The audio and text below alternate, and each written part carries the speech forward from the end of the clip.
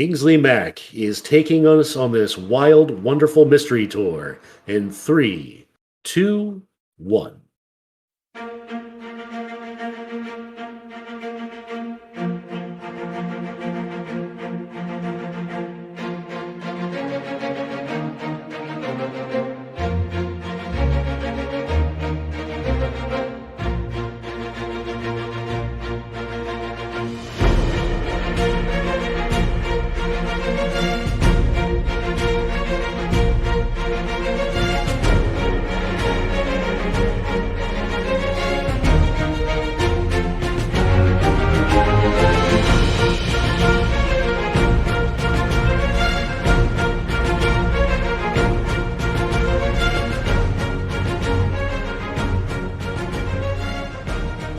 Hello, everyone, and thanks for tuning in to episode 148 of the Guardian Hub podcast, where we talk Destiny, interview guests, and talk about our love of the game. Your host, as always, are DesRaven, Cyn Media, and Kingsley Mack. How are we all doing tonight? Magical. I'll bring back the magical just for tonight, just for Grackle. I don't know why, but it felt right. Yep. Now, Cyn's magical, but we were talking on the pre-show. Des, how are you feeling? And then I have an update also. I have a cough. Was sick. I think after our recording, I ended up getting. There was an entire stomach bug being passed around the house, so crap happens. The worst of it, thankfully. So I think I felt it kind of Friday. Saturday and Sunday was just the worst, but by Monday I was pretty much able to start back up and to work without issues, so that's fantastic. Other than work being an issue, that's not fantastic, but yeah, oh well. And also just won a ranked match in Yu-Gi-Oh, so that's also fantastic. Nice. Excellent. So, yeah, and I'm a little coughing tonight. Not from like a cold sick, but allergies. I got some kind of a sinus infection or something weird going on, so this is annoying. So hopefully I don't have to mute too much tonight. But enough about us. Like Cyn said, we have a wonderful guest tonight, a community member that's in several different Discords, and we've raided with him before and played different aspects of Destiny. And I thought someone I want to learn a little bit more about and hear some cool stories. But we have the one and only Mr. Red Grackle. How are you doing tonight? Oh, wow. Flattered, honored to be here. Thanks for having me. Doing well at the moment. Everybody is healthy here, which, with small kids, you always count that as a blessing because it could change at any given moment. Oh, yes. For sure. And tell us about that. You have small kids. What's your family like? Yeah, so I got two boys, 5 and 3. Pretty rambunctious duo. One, my wife and I have decided sort of takes a little bit too much after me. I think he's more of the sort of brooding, tortured one, and little brother is just sort of a ball of explosive energy. But he's still working on sort of boundaries and learning what the word no means and not really accepting no when it comes out. So never a dull moment most days around here. So Yeah. Oh boy, that age, 3 and 5. Man, how do you have any time to play Destiny at all? I mean, I guess we can get to that later. When I had kids that age, I don't think I was playing too much. More power to you, sir. Yeah, it revolves around when they can go to sleep. So Sure. Yeah, for sure. All right, 2 kids. Tell us where you live. I mean, general area of the U.S. Yeah, so I'm now in the DC area after about 6 years in Iowa. So recently moved to DC. Sort of an unexpected change. My wife and I, about 2019, we told ourselves 2020 is the year we're going to move. because we'd had enough of sort of being in Iowa. She's from there originally, so we thought we'll move. We were living in Boston. We said like we'll move to the Midwest. We can actually afford a house there, start a family, kind of spread our wings a little bit. And then 2020, I think we all know how that went. And so we told ourselves, well, 2021 will be better. And that's when we'll move. And we actually intended to move to Austin, Texas, which is where I'm originally from. Had no idea that would be the hottest, a white hot, real estate market that we could no longer afford. And we just sort of cast about for most of 2021 looking for a plan B. And but we were set on not moving to a big city because my wife is sort of not into that. And then I ended up getting offered a job in DC. So guess what? We're moving to the to the big city. Big city. No, but it's gone well so far. The move was pretty smooth, all things considered, and we're sort of enjoying being near more than one grocery store. We were in a town of about 9,000 before, so it's a big step up. Yeah. So I gotta ask, are you like literally in DC for housing, or are you on the outskirts? I'm in a suburb, so we're in a rental for the time being. We're still like looking for a place to buy. There is not much inventory still at the moment, so we may end up going further out to find something. Yeah, we're sort of on the Virginia side. Go up to Cyn's area. Now, I was gonna say, if you telework and you only just have to be in the general area, I'm only about an hour and a half outside of DC, where I'm at in West Virginia. So housing market, definitely much cheaper here, comparatively speaking. Yeah. Much more house for your money, even though it's hot right now, because all housing market is hot right now. Yeah. But I'd imagine there's more inventory here available for you to choose from. Yeah, it's a weird space because I'm like, when I took the job, they said, it's a DC based job. So, we want you to move here. But I've been remote ever since I started in mid-December, and they had a plan to bring people back into the office in the fall, like before Delta set in. They scrapped that. Now, they're sort of still figuring out, are people coming back? When are they coming back? How many days a week are they coming back? So it's sort of, we're kind of holding our breath to figure out exactly how many times do you want me to come into the city, so that's still sort of TBD. But yeah, I mean, if I could get if I only had to come into the office like once a week, I would love to sort of move further out into sort of more of a slightly more rural setting. So yeah, I mean, even if you don't go as far, like Frederick area in Maryland, Hagerstown, which is not actually far from me, you're still in that 45 minutes to an hour time frame away from the DC area. You got to deal with traffic, of course, when traffic gets back to normal. But if you're only going in once a week, you'd save a ton of money versus the housing in that area. Yeah, agreed. It is so interesting right now. Yeah, a lot of companies are kind of not sure what they're doing with that. I mean, I feel like the larger companies have come up with the plan, and they may stay a little more that way even long term. But some of the smaller companies have been trying ever since the beginning and really wanting people to come back in the office, which is fine too. Every company is different. And I just think it's a mix of sometimes what I see this from going in a lot of different companies. Some leaders in some companies feel like they can't trust employees that work remotely. So that's why they want them to come back. Which is understandable, but sad also. I guess if you can show that you can get the job done, then why do you have to be literally sitting in front of a computer screen? Old school micromanaging manager mindset is what it is. Let me just be blunt. Yeah, I agree, but I don't know. Anyway, it's car business manager micromanaging BS, which, yes, I've considered going back to because of the money. You're going to be a BS car salesman, Cyn? Basically.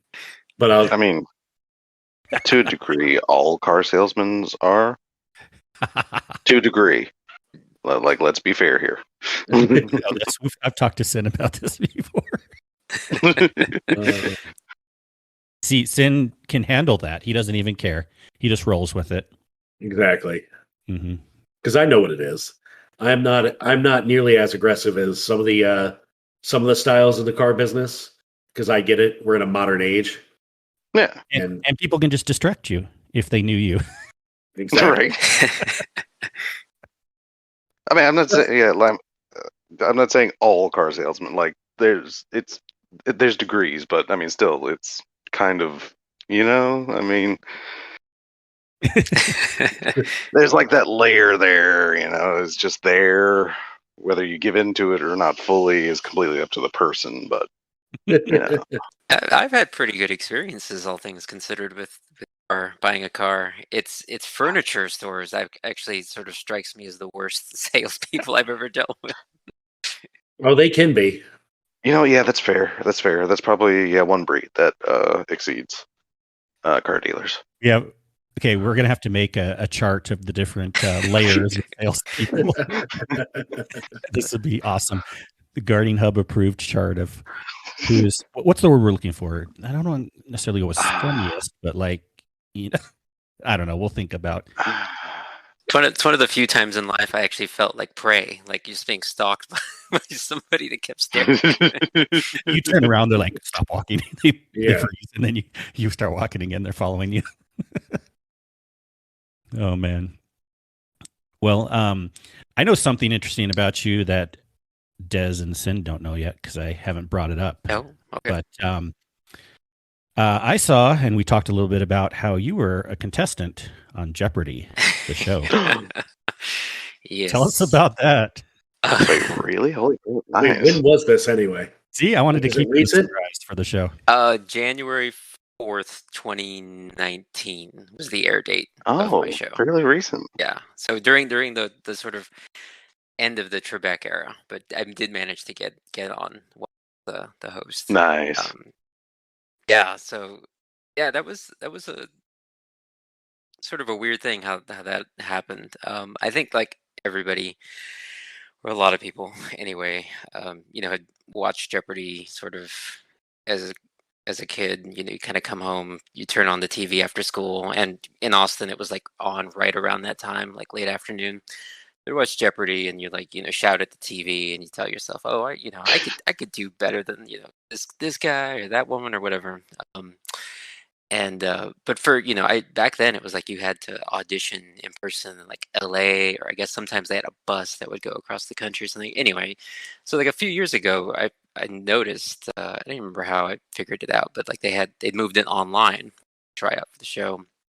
I tried it once, like nothing seemed to come of it. But then I think I managed to end up on their email list, and so I got another notification, like fall of 2018, that the online test was opening up again.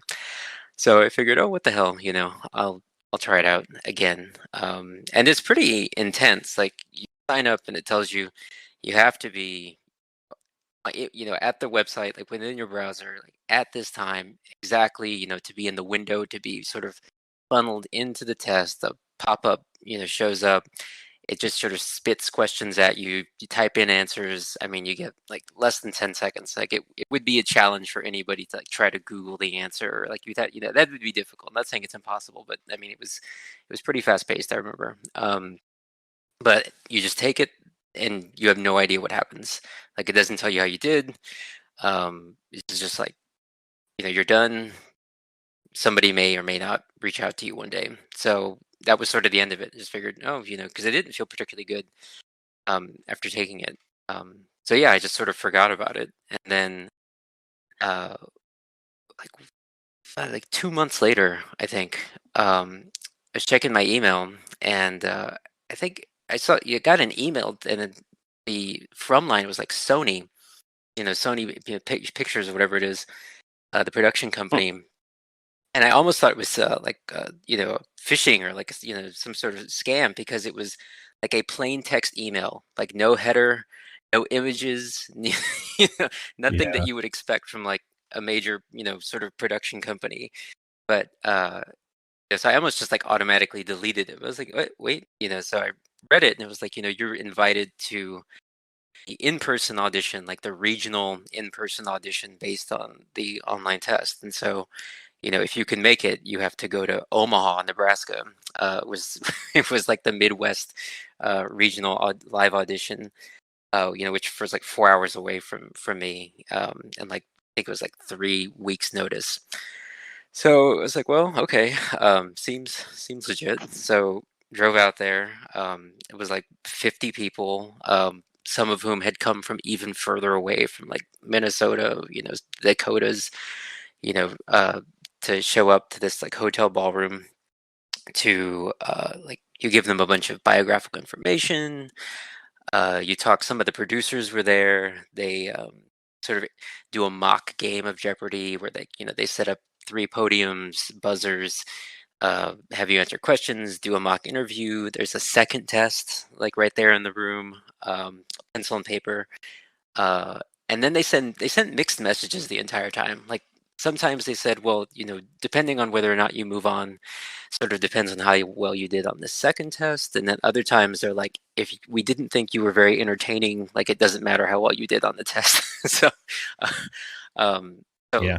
again, you sort of walk out of there feeling like, I don't know what just happened, but something may come of this, or something may not. And it was like 2 or 3 weeks after that, I got a phone call saying I was being invited out. Like a month later, like they give you a month's notice. So yeah, it's flew out. Which you don't, you have to pay for. They don't pay your way out there. Yeah. And I mean, it happens so quickly. I remember you're sitting there and you're in a pool with people, and you just sit and watch Jeopardy all day until you're called up onto the show. So like, yeah. So I just got to sit for me, I was like the last taping of the day. So I just like sat and watched tapings like all after, sort of morning and afternoon. And then it was like, if, if you weren't called, you had to come back again the next day and watch like more tapings. But I was in the last one for the day, went up, and then it just, I don't know, it just feels like you have kind of blinders on. Like sometimes I would sort of snap out of it and sort of look to my left and was like, oh, there's the studio audience. But for the most part, it's just sort of like staring at the board, staring at Trebek, like sort of trying to listen in for the clues. And it's just like a really kind of bizarre experience. And then it's over. And you're like, oh, uh, uh, what just happened. But yeah, it was fun. I mean, it was definitely like pretty. I think looking back on it, I should have not taken it so seriously. Like I really sort of should have been probably a little more relaxed about it. Probably would have enjoyed it a little bit more. But I did want to win. So, Yeah. uh, Well, I do have a question though. yeah, and Can, I have a question too. Go ahead.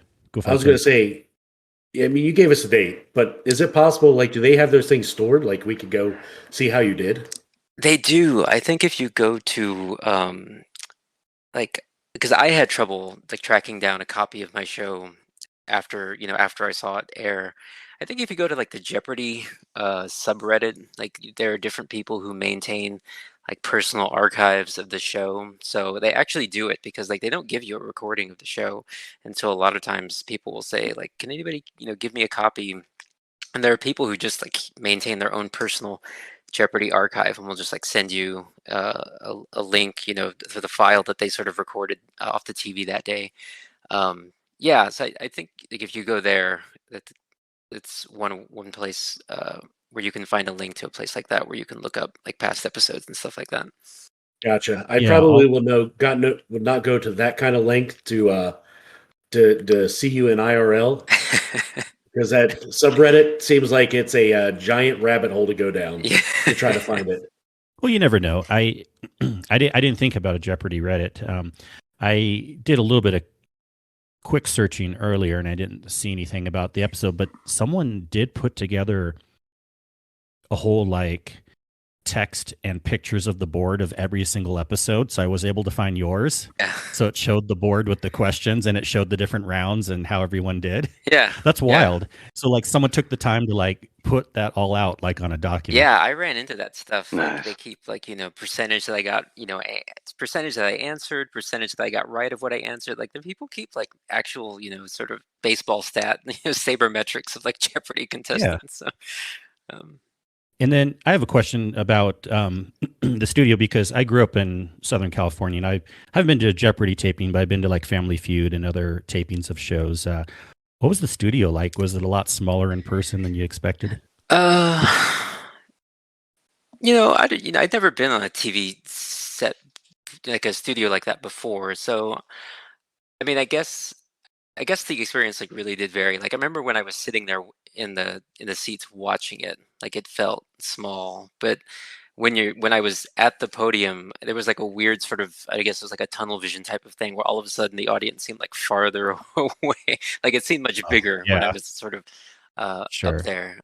Yeah, so I just remember the main thing was like it was really cold. Like it's like they must have kept the thermostat at like 60 degrees or something because it was sort of freezing sitting there and watching the show. So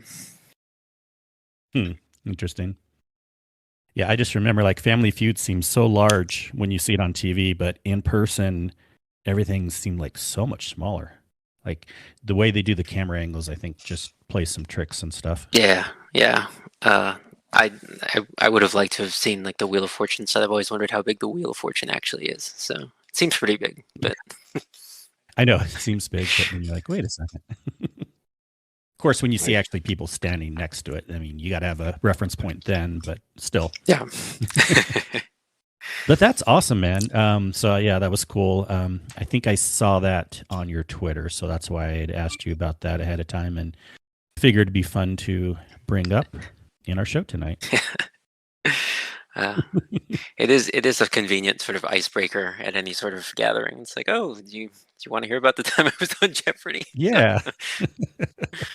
They're like, we want to be with this guy on the team for like trivia games or things like that. Right. Nice. Yeah, so tell us about your gaming life and Destiny and how you got into Destiny and then how you got into these communities and how you first I'm trying to think of like how we first started playing with you and how you found different communities. Yeah. So, I was born in 81, so I'm one of those like a little too old, I feel like, to be a millennial, but too young to be a Gen Xer, but came of age with the NES. That was definitely sort of the highlight of my childhood. It was like Christmas of '88 when I unwrapped the Nintendo for the first time and put in the Super Mario cartridge. So yeah, it's like grew up on 8-bit gaming. Excite Bike, Double Dribble, was it Kung Fu, all that stuff. And then it was like really like that was like gaming was the main thing I did like through high school and sort of early college. So had the Genesis. I was sort of like looking back on it. I don't know how, but I ended up kind of I guess a Sega fanboy. I had the Genesis. I had the Saturn. I had the Dreamcast. I did have a PlayStation 1. I don't remember playing it a lot or having that many games, but I had the original Xbox. And then I don't really know exactly what happened, but I just sort of stopped playing. I think probably coincided when I started grad school. And so I missed out on like the Xbox 360 and Xbox One, PS3 and 4 and even 2 eras of gaming. So didn't play at all really. I think I like played Rock Band a few times at like friends' houses when they had it. But that was sort of like the extent of it. And then, but for some reason, I would just sort of every once in a while like notice things or sort of keep up with gaming news kind of in the background. Just to see like what these Sony or Microsoft or whatever was doing. And I think it was like somewhere, sort of around what is it? I've already forgotten. Xbox and like PlayStation 5 was at the fall of 2019. No, 2020. Like when they were talking about it, No, or when they came what out. was the question? Oh, when they came out. Gosh, I don't remember either. Yeah. Anyway, it was like a few months before that I just sort of started picking up on the hype around like the next generation of consoles, and I just sort of thought about it. I was like, man, I really miss kind of gaming, and I'd like to sort of jump back in at this point. It seemed like new consoles is a great time to do it.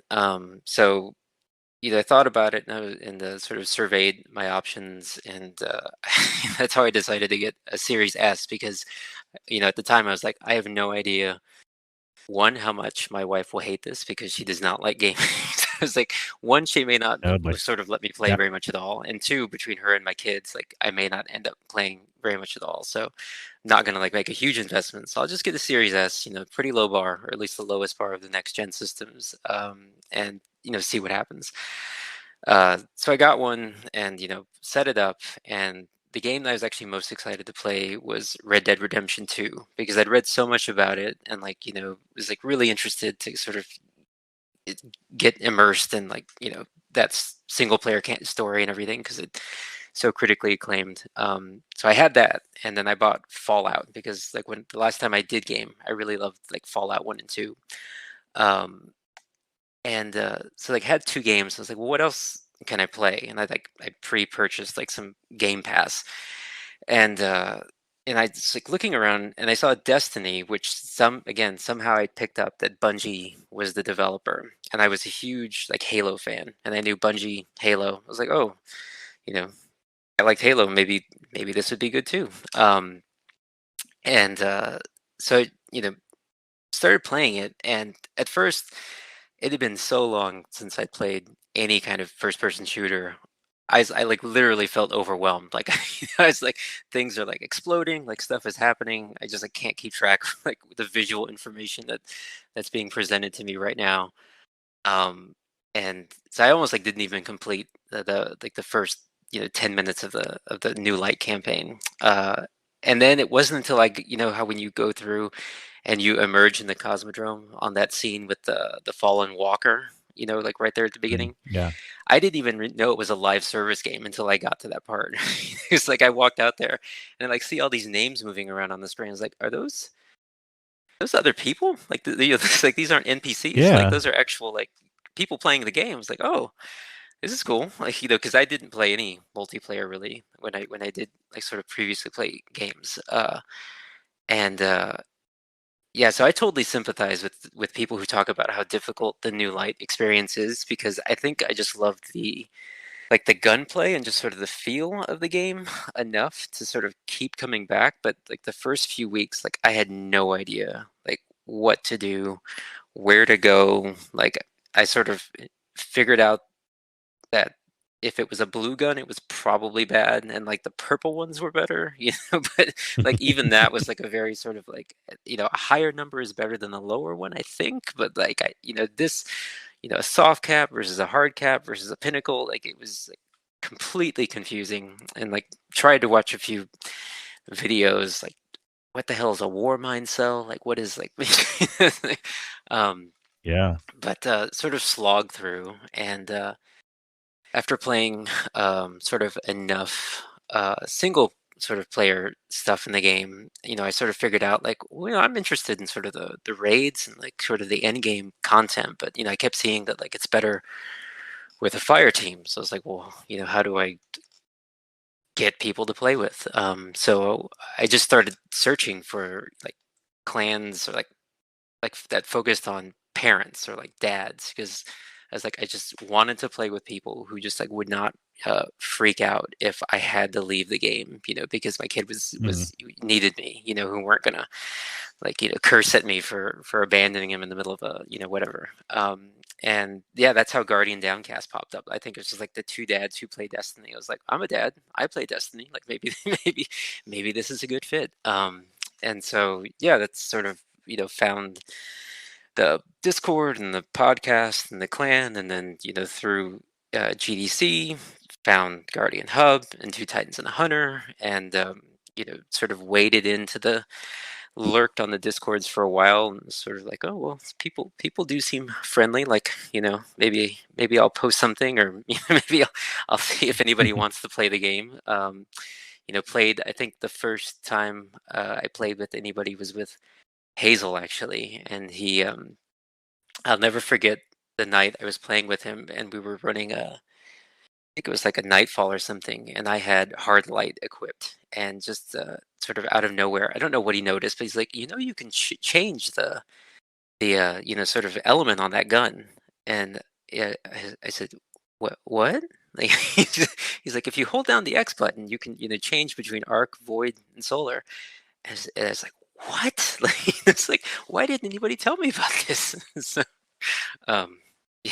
So the community has been great for sort of teaching me even more that I didn't know I needed to know about the game. So very grateful for all of that, and that continues to happen to this day. So Yeah, that's kind of what I was thinking. It's an excellent story, by the way. I want to go back to it's so wild that you have that new light experience and we can talk to you about it. I feel like a lot of the quote newer people that come in the game now are usually referred by a friend, and then they might play with their friend for a bit, but you actually started on your own and took the initiative to do the research and then even find groups to play with too. That's a lot of work and initiative you took to do that. That's for sure. Yeah. So I mean, I definitely had the sort of experience of coming in from the cold and like not knowing anything about anything and having like no hook whatsoever. So I mean, but I think it does sort of both speak to the strengths of the game, but I definitely can relate to a lot of the complaints that people have about both the complexity of the game and sort of the best way to sort of smooth the path a little bit for people who are completely new to the ecosystem and the community. Like, I think by and large, like, it is really great, but it's really unfortunate when you see stories about just like the toxicity that sort of continues to exist in some corners, and sort of the way it sort of seeps out and can really kind of taint people's experience and really drive them away. So it's really too bad to sort of see that's kind of still seems like a big issue. I mean, for a lot of games, but I just see the Destiny stuff. So, have you ever considered getting a copy of Destiny 1? Because believe it or not, there is a little more training in there and backstory and stuff that might be kind of fun to learn. Yeah, I thought about it because was it like a month ago when Bungie put all the content that they were Shadowkeep and all that on sale because it was going off Game Pass. Like, Destiny 1 was on sale at the same time, and like they have a pack where it's like all the what is it, like Rise of Iron and all those expansions together. Yeah. The total pack or whatever. Yeah. So I almost did it, but I don't know. I guess it's sort of a question I've had, because I think it was around that time, or it was shortly after y'all did the D1 raid race. So I just didn't know, like, if it seemed like how much people sort of enjoyed it because they had the history with it, or like but is it really that good on its own if you're coming like from Destiny 2 exclusively and you have no previous experience? Is it still kind of, would you recommend it then? I would, and I understand that's even with putting in the aspects of the quality of life is going to be a lot worse in that game compared to what we have here. Things like no mantles, the obvious thing, and so many other things, but I still feel like the campaign alone, if you've never experienced that, just opens up so much understanding of what's happening in D2. And there's a lot of really good, I feel like 2 times to 3 times as much story campaign as you would get even right now in Destiny 2, because you've even missed some of Destiny 2 with taking stuff away, the stuff that they...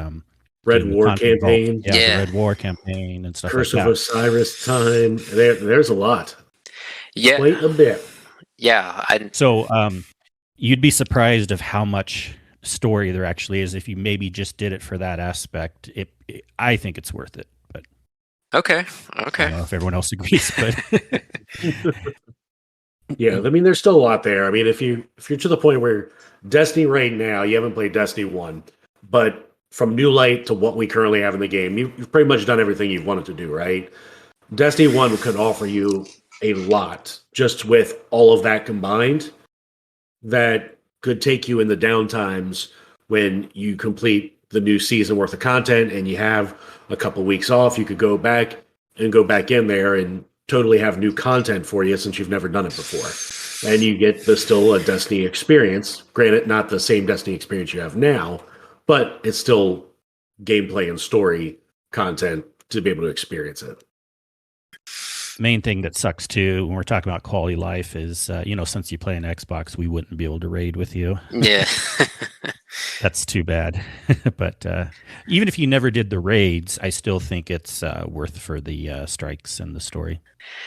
Yeah, I mean, I do wish like I had, with a lot of what's going on in the story now with like Osiris and that sort of stuff. Like, I mean, I've sort of tried to fill in as much of the lore kind of as I can here and there.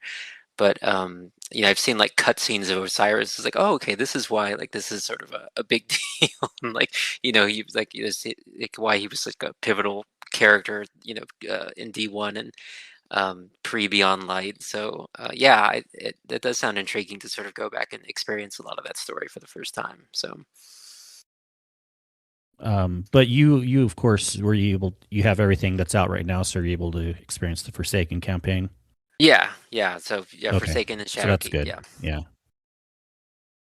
So really, it's just the first year, that the content vaulted, and you weren't able to do any of that campaign, and then, of course, Forsaken is going away soon, as we know. Mm-hmm.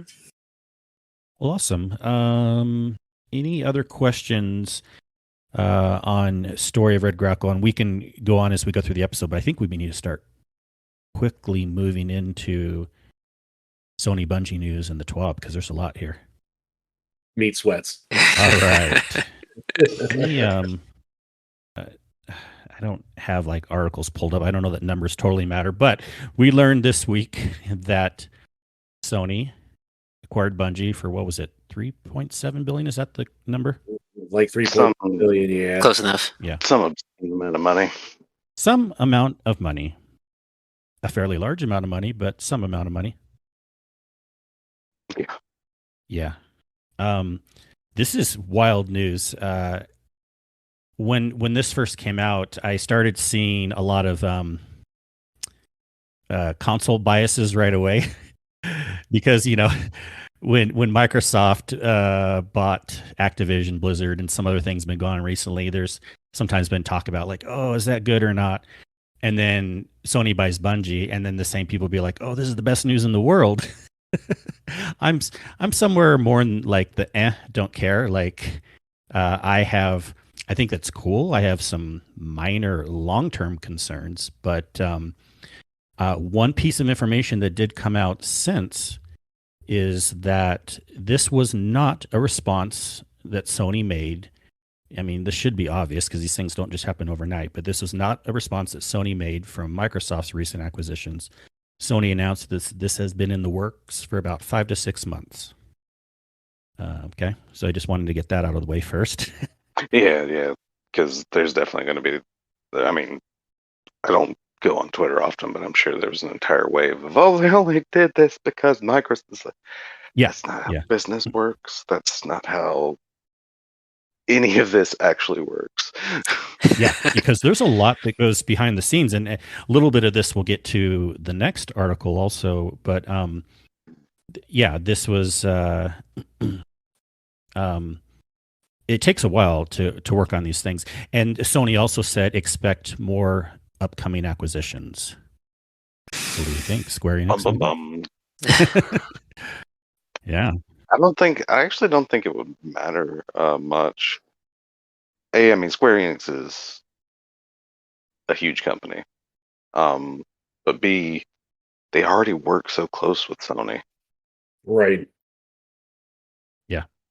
Like, I don't know. I wouldn't be surprised on one hand, but also it would probably take more than $3 billion to buy out the entirety that is Square Enix. Yeah, it would make sense to be a higher amount if that did happen. Well, yeah, we don't know. All we know is that Sony at least says expect more, so that's interesting news. What's also Capcom? interesting is another article that Capcom, Okay. yeah.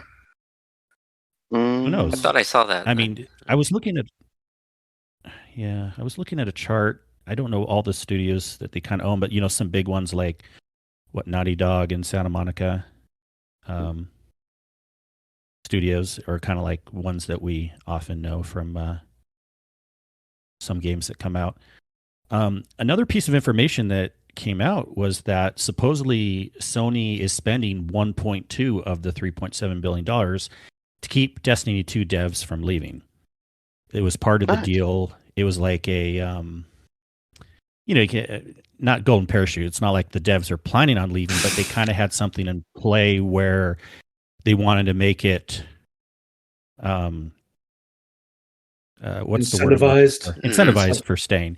And it's supposedly based on, I'll post this article maybe in the, it's the Kotaku article in our Discord, by the way, if anyone can just look it up there. And supposedly people get 50% up front and then another 50% down the road if they stay in for at least a few years. I think it was in that article that an anonymous source referred to it as the yeah. golden handcuffs.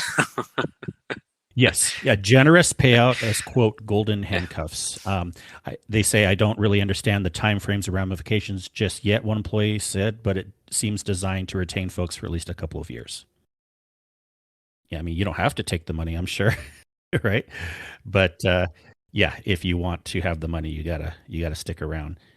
I don't know if anyone else has any concerns. Again, I don't have any big concerns, but there could be things down the road, like there has been stories about working conditions at Naughty Dog or Santa Monica Studios at times. I mean, Sony doesn't generally release games early when they're unfinished, which is good news compared to some other studios, but there could potentially be still like crunch, crunch, crunch. We don't care how long it takes, but you still got to crunch really hard. Do we have any concerns? Or, I mean, I think it is at least good news that Bungie has creative control until the end of 2024 with Final Shape. Yeah, I mean, I think it sounded to me for the most part, right? Bungie still gets to do their own thing, but with the support and the bankroll of Sony Interactive, right? So maybe when they do need crunch time, instead of actually going through crunch, Sony can provide the additional backing and resources to get the product done. And we may not have to get into the delays like we had this last time with Witch Queen, where you're months after the fact of when it should have been released. So, I think it's good from like a financial backing standpoint, like a business standpoint. I think it's good. I don't remember hearing anything bad about, working conditions like under Sony. I know the whole thing with Blizzard Activision that came out recently. Had there been anything in the past with Sony regarding that? Like crunch time? Yeah, in this article it mentions there has been some at least minor stories of Naughty Dog and Santa Monica Studio having burnout, including working conditions. But that can happen anywhere, and we don't know how bad. And yes, you are right. We hear way worse things with places like Activision, Blizzard, EA, all that type of stuff. So I'm not as concerned, but it's something to keep in mind at least. Yeah, and to me, I mean, if you're saying it's the studios themselves, that to me would be like, comparing it to Bungie. I mean, they're their own independent studios.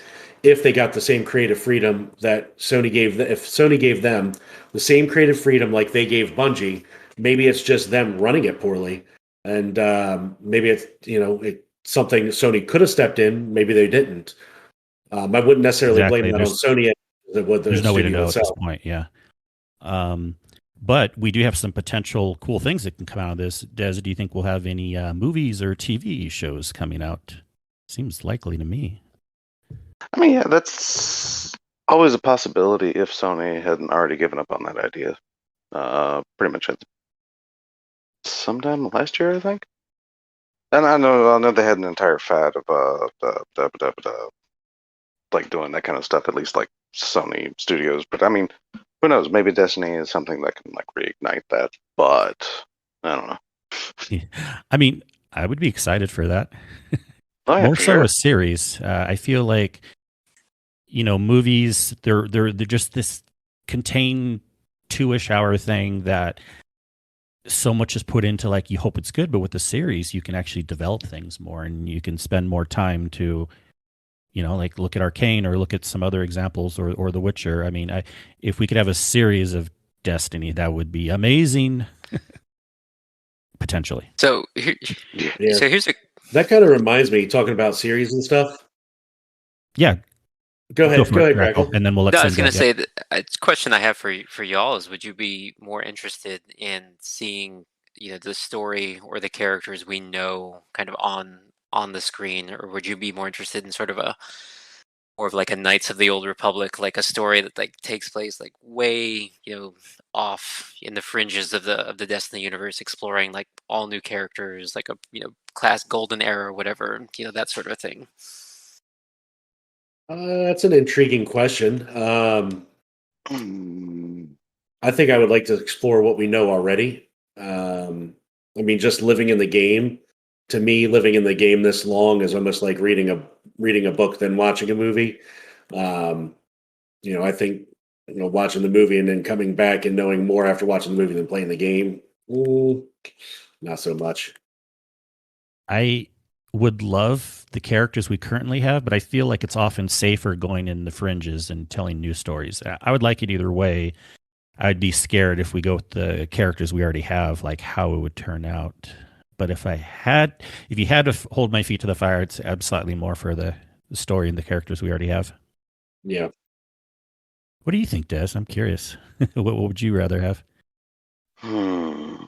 I know the stories I would definitely like to see, like the comeuppance of Zavala, or something that they kind of teased, or the comeuppance of like Osiris and such. I mean, because those are both stories that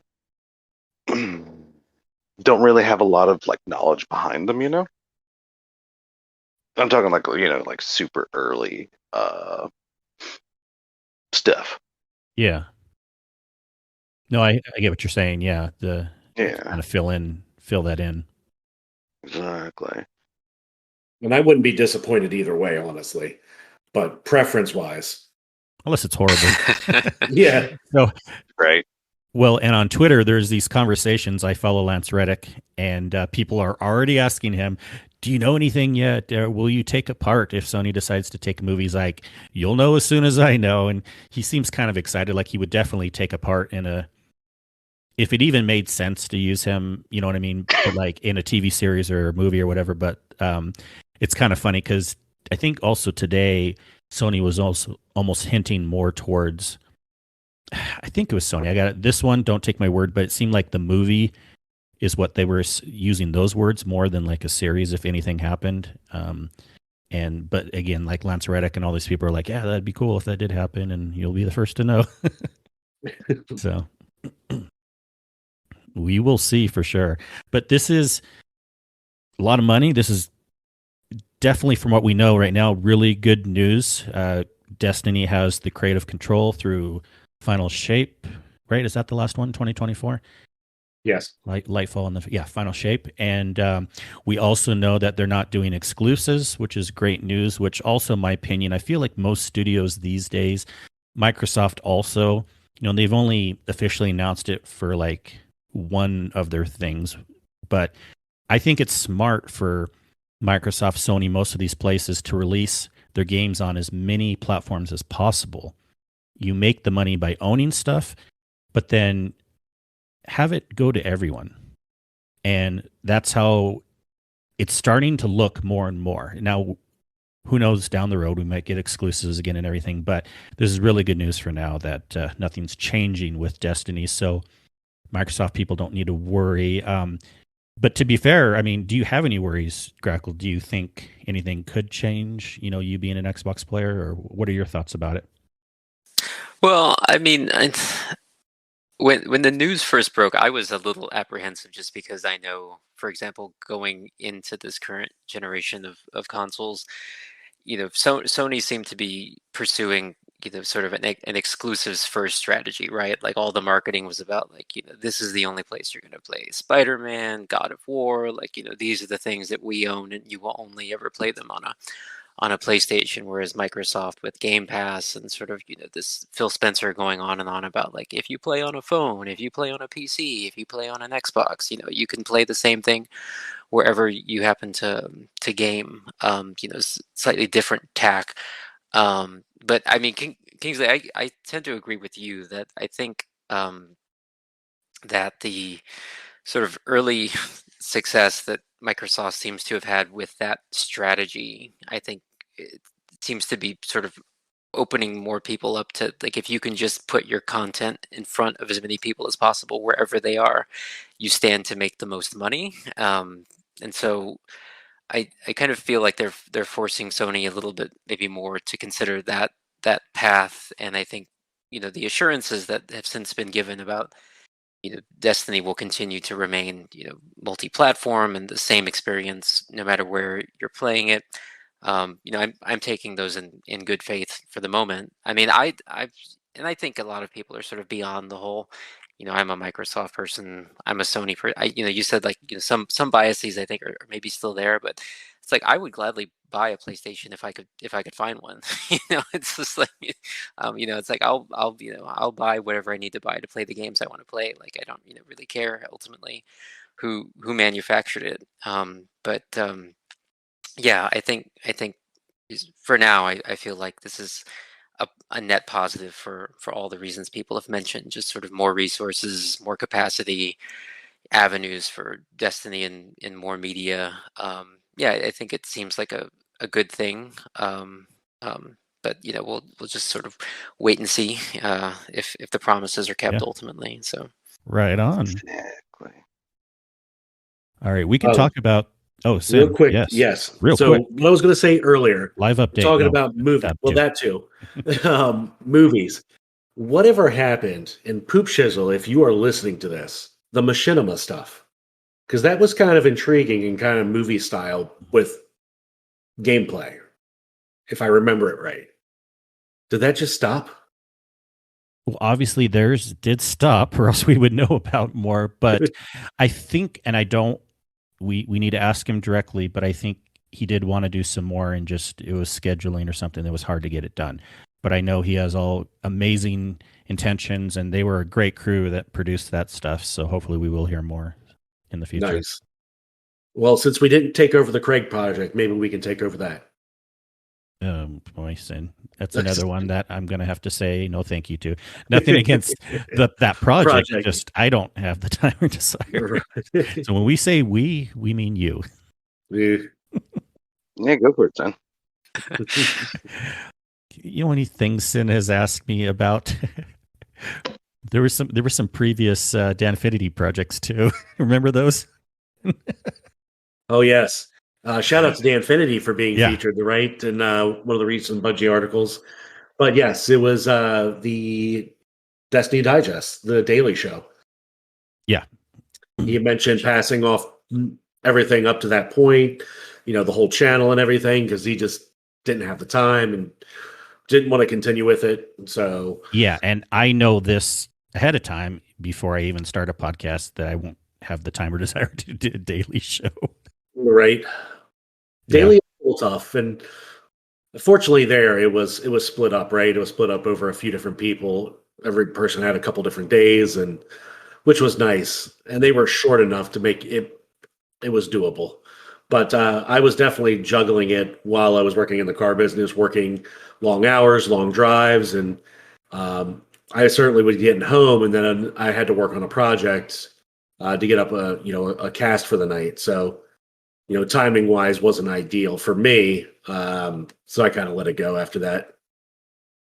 I was trying to see, did Bungie or someone post somewhere? That we also had in the and a little bit of this will be talked about in the TWAB, of course, but we had another trailer this week. It was a weapons quote trailer. And I don't know if you have any comments about that, Grackle. I mean, it was amazing, but I don't remember the names of all the weapons, so I don't know if there's too much we can say about it immediately. I remember that the submachine gun is the Osteo Striga, I think is the name of the new SMG that shoots the the like little like discs of what is it, like poison or something, and it sort of explodes and does an area of effect damage, if I'm understanding that correctly. Yeah, it looks amazing. Yeah. So you mean it's not just an exotic recluse? No, I'm so disappointed. Sorry, that's kind of a friendly jab at our spoiler section. And then, of course, there's the weapon that shoots the hive larva. Parasite, yeah. That's a weird one. now, hang on. Why are people getting up in arms? Like, there's like an entire thing, I think. Like, people are getting up in arms about using a weapon that launches worm guard larva. Because they're okay, I know it's kind of silly.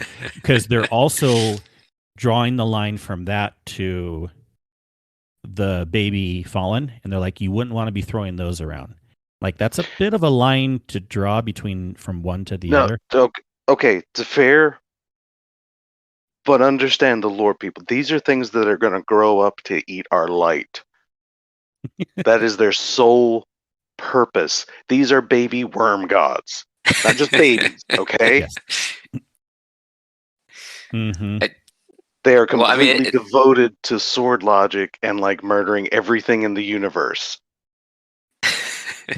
I mean, I know it kind of like it might like bring analogs to, if you can go back in time and kill Hitler as a baby, is it still like, is it still a crime because he hasn't had the opportunity to make that choice to become evil? Yeah, the whole philosophy of it.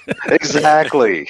I know it brings that connotation, but guys, this is a video game, okay? These guys are evil.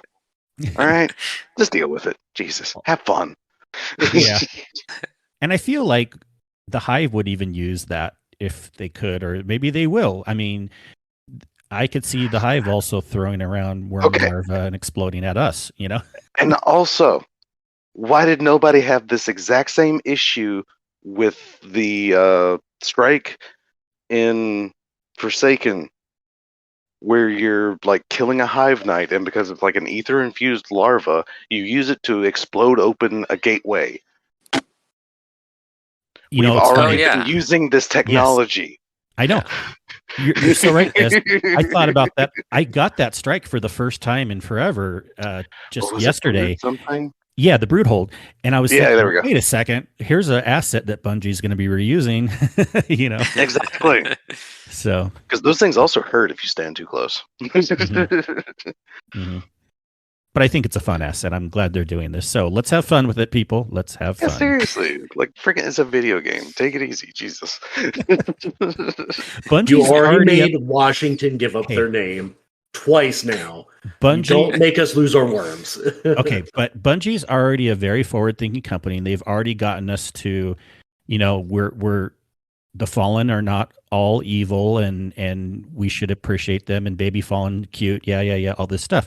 They're already pretty woke of a company. So I know, right? Bungie is telling us it's okay to throw a hive larva around. It's okay. Serious. I mean, come on. It's like, guys. I mean, okay, technically they're not evil. They're just like following, survival of the fittest. So they're like morally gray because they're not really evil. They're just following a philosophy. But either way, come on, they're going to murder everything in the universe, or at least attempt to. Wow, this is fun. How do we get on this? Is that going to be the inciting incident? Like the Traveler is so offended that we've weaponized the baby hive that's why it abandons humanity? I guess you heard it here from Red Grackle. Oh, I legitimately love that theory. Oh God. This weapon is why the Traveler chose Savathun. This is the reason. Like, wait, you're throwing baby hive around? Nah, guys. At least this chick knows her priorities. Okay. Oh man, this is wild. God. Oh, I love that. Yeah. Oh, that's got to be not my where the favorite conversation I thought it would go, but I loved it. Yeah. I stand that theory. I'm behind it. I'm with it. Oh man! All right, that took a left turn. Yeah, no, that was great. Boy, let's get into this TWAB. This is freaking fun and amazing, and yes, good stuff. Are you prepared for this, girth? I'm prepared. Everyone, do you have your drinks ready? Des, if you need to take some breaks, because I know there's going to be lots of words, well, feel free. Just let us know if you need some time. All I know is, man, we've had like 2 or 3 weeks of a lot of words that don't mean anything to suddenly, oh my god, why are there not more words? Like, this is already huge, but there's still like huge gaps in the knowledge too that I'm like dying to know now. So I do want to preface this entire thing and this entire reveal of this TWAB by saying this is why they took orb generation away from weapons, people. Yes. This is possible because they freed up memory from weapons. At least this is the reasoning they told us, and it actually makes a lot of sense. So chill. Jesus. Because this is way better. Anyway. Way better. Oh, dude, I freaking... Ooh. All right. Let's hop right into this because they are talking about weapon crafting. Oh my god. Hopefully I didn't whisper too much on that one. Anyway. Yes, no, they tell us about weapon crafting. I'm going to try my best to condense this. Because again, it is a lot of words. But anyway, so we are going to go to a place called the Enclave. Love that name. And also, speaking of being like a Fallout fan. All right, there you go. God, if I can even... The bad thing is I read this thing twice today, okay? To try and like memorize so I can actually kind of more condense it and not read this freaking thing again. But the Enclave is going to be our source of weapon crafting. When we first get there, they're going to give us all of the materials to craft our very first weapon, which is I think they even say is going to be a glaive. Right. I think that's what they said. So we first get the Enclave, we're going to be able to make our glaives, which is fantastic. So, weapon crafting in a more generic sense, they are letting us know there are different weapons that we are going to be capable of crafting. They also do warn us they're not going to be a lot of weapons available for crafting initially, but this is definitely a system that's going to be rolling out more support as the year goes on. So they give some examples. It all starts with, I believe, what they call a pattern. There it is. And patterns are essentially the weapon frame itself. It is just the initial blueprint of what you're going to be capable of having and crafting, much like in this picture example, an auto rifle known as Come to Pass. So we'll be able to tweak it from there. But they do mention that as part of weapon crafting, it's a little more active than just the crafting sense. And yes, basically parts of what we theorized on being able to target perks to be able to put on these weapons are coming to pass. Definitely from what it seems. And they definitely did work it into the investment system. That's the word I was looking for. So whenever you get a weapon drop, it apparently will have a chance to have what's called a deep sight resonance.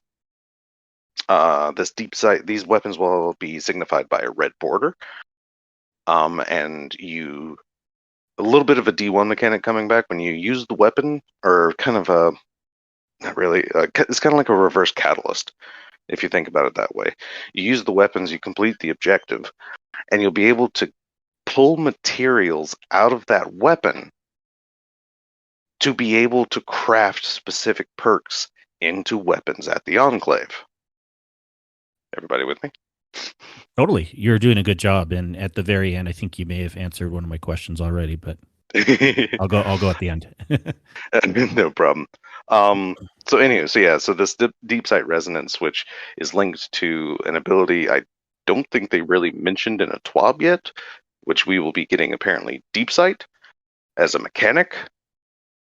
So they're kind of confirming that because again, if you look at these screenshots, it's saying your deep sight is which is kind of a bad thing because we are definitely tapping more and more into the darkness with this. Because again, lore people. Let's see. All right, so deep sight resonance. Yeah, so you'll be able to pull it out. So they give an example. It's like you find an auto rifle that is deep sight resonanced with rampage. So you use that weapon, you pull out materials, and you'll be able to craft another weapon with rampage or another damage dealing perk. So there seems to be some flexibility, and what I'm guessing is because the way the specific frames work, and not all specific weapons have access to all the specific perks. So I guess there will be some synergy. Like if a weapon doesn't have rampage and let's say rolls with swashbuckler instead, maybe we'll be able to use these damage dealing materials to instead get swashbuckler where rampage isn't possible. Maybe. That's my speculation. Because of course, again, they don't give us all of the information, but it's definitely going to be an investment game because we are going to be having to use deep sight resonance weapons in order to pull materials from them in order to craft weapons. And from what they're showing, we're going to be able to craft legitimately every aspect of these weapons: barrel, magazine, perk 1, perk 2. That's fantastic news. That is To me, fantastic. anyway. Yeah, and I guess I might as well ask it now. I wasn't sure, but I think you did confirm. They say a subset of weapons and archetypes will be craftable from the start, with more added in the future. Mhm. So probably, I assume that to mean whatever they show in the Enclave are these base frames that we can use. So it's not going to be like every weapon in Witch Queen that drops Yeah. has the chance to be crafted. It's only certain things. Yeah, they definitely I'm thinking patterns are going to be kind of a consumable thing that we're going to have to find. And again, Well, they said too, I think like there might be some quests that lead to patterns or Yes. things, but again, I guess it's only going to be, maybe some will be a Well- mystery, some will be listed in the Enclave, maybe, but yeah, the way this is once you've earned your desired pattern, it can be crafted at any time with the required materials. So yeah. I don't know, that might lead me to think that maybe patterns aren't one-time use, Well, that which would be interesting. Yeah. But we can't assume though that like every weapon that's in Witch Queen, once it drops, No. can be Exactly. customized. Can be It's only crafted. these patterned Yeah. quote weapons. Okay. Yes. So you can, jumping ahead a little bit, but yeah, you can shape weapons or you can even reshape weapons. So if you're not actually happy with how things turn out, you can actually essentially re-roll these weapons. I don't think they specify like material returns or anything just yet, but not only are we able to, of course, craft and pick and choose particular perks to use on these weapons can be leveled. So yeah, they're bringing that back because everyone missed having to level your weapons, right? God. Gator's happy, I guess. But the good news is this isn't the exact same system from D1. We're not leveling the weapon to unlock what it comes with. We're legitimately leveling the weapon to make it better than base. Yeah. And yet this is the system that needs way more explaining to me. Like I need way more words about this upgrading system. Because of course they show a graphic concerning the upgrade system. And yes, whenever you upgrade a weapon, you basically get stats out of this weapon. They show an image, of course. It says that this particular node requires weapon level 7. It gives you 10 handling on this auto rifle. I need, I want to know, are these like archetype set? Like stat boosts? Or can we potentially also customize what stat gets boosted on the weapon out of the selection, kind of like old school masterworking? But yeah, so, and of course we're going to need like materials. They are showing this resonant alloy, which I'm wanting to say they mentioned something on, but I can't remember like anything about it. So yeah, fantastic. But yes, Some it's new material, yeah. yeah. Either way, like I said, they've integrated this entire system into investment. They are giving us the capability of basically growing. See, they said weapon crafting was going to be the solution to vault size. I'm going to go out and say no, it's not. No. You're giving Yeah. you're having to spend more time to customize weapons to make them better. People are just going to get more attached to more weapons and want to hang on to more weapons. This is not the solution to vault space, people. I'm gonna have Well, like emotional attachment to at least 3 weapons. I just know it. yeah. Well, going forward, it's yeah. I mean, at least short term, it'll give me even more reason to kind of start ignoring some of my older weapons. But yeah, All right. once this adds on and new seasons come, you're right. We're going to want to keep all of these Exactly. because they're going to be good. Yeah, Especially with the I leveling. see a benefit and I see a not benefit because I have one of everything, right? And if you can, let's say theoretically, re-roll any weapon that you have, it gives you a reason any not to weapon. throw. Yeah, but I'm just saying theoretically, if you had one of everything and could re-roll the perks on it, you never have to save multiple copies of one weapon or have to worry I about see getting what you're rid of saying. it. Yeah. You Yeah. can Theoretically, basically, you can clean your vault too, Sin. yeah, and I need to. I do. I need to. Just bite the bullet. I went ahead and dismantled my 30 reads regrets. Okay. And I still Okay. have like 4 I held on to. Well, Kingsley just went to ultimate hoarding. He is not bounty hoarding anymore. He is glimmer hoarding. I am. Can you believe it? I'm glimmer hoarding. I'm doing the thing where we don't need to get sidetracked on this too much, but where you can buy extra Zavala ships and store them in your vault, so that you're basically investing your glimmer past 250, and you can pull it out later if you need it. I mean, that's fine and all, but I have no issue with glimmer. Yeah, I know. I'm kind of just doing this for fun. I mean, that's fair. It's just science. I saw this science, entire conversation. I'm like, yeah, sure. Like, start of a season, especially an expansion, glimmer hurts for like much of that season. Like, it will hurt. I will be low on glimmer for probably most of this first season. But after that, it's like, But anyway, but no. That, like I said, I just got really confused. Not judging, because I mean, you know, they're people have done weirder things in Destiny. Okay. This was so unique when I found out about this a few weeks ago. I'm like, this is actually something I want to try more so than bounty hoarding or other things, because this actually I could see too. Yes, I'd only use it maybe once or twice at the beginning of a DLC, and then I'm like, eh. But it's funny. Yes, Laz for science. I am trying this. Laz is in the chat. So yeah, let's see here. Yeah, we're leveling them up. Didn't they say something too about like mementos or ornaments we can or do things with them? Yes, that is coming next. But yeah, basically the only other thing is basically leveling these forge weapons. They are mentioning is going to be way more. It's going to give us way more than masterworking ever did. And also, I'm probably jumping ahead, but speaking of masterworking, they have unlocked trackers away from masterworks.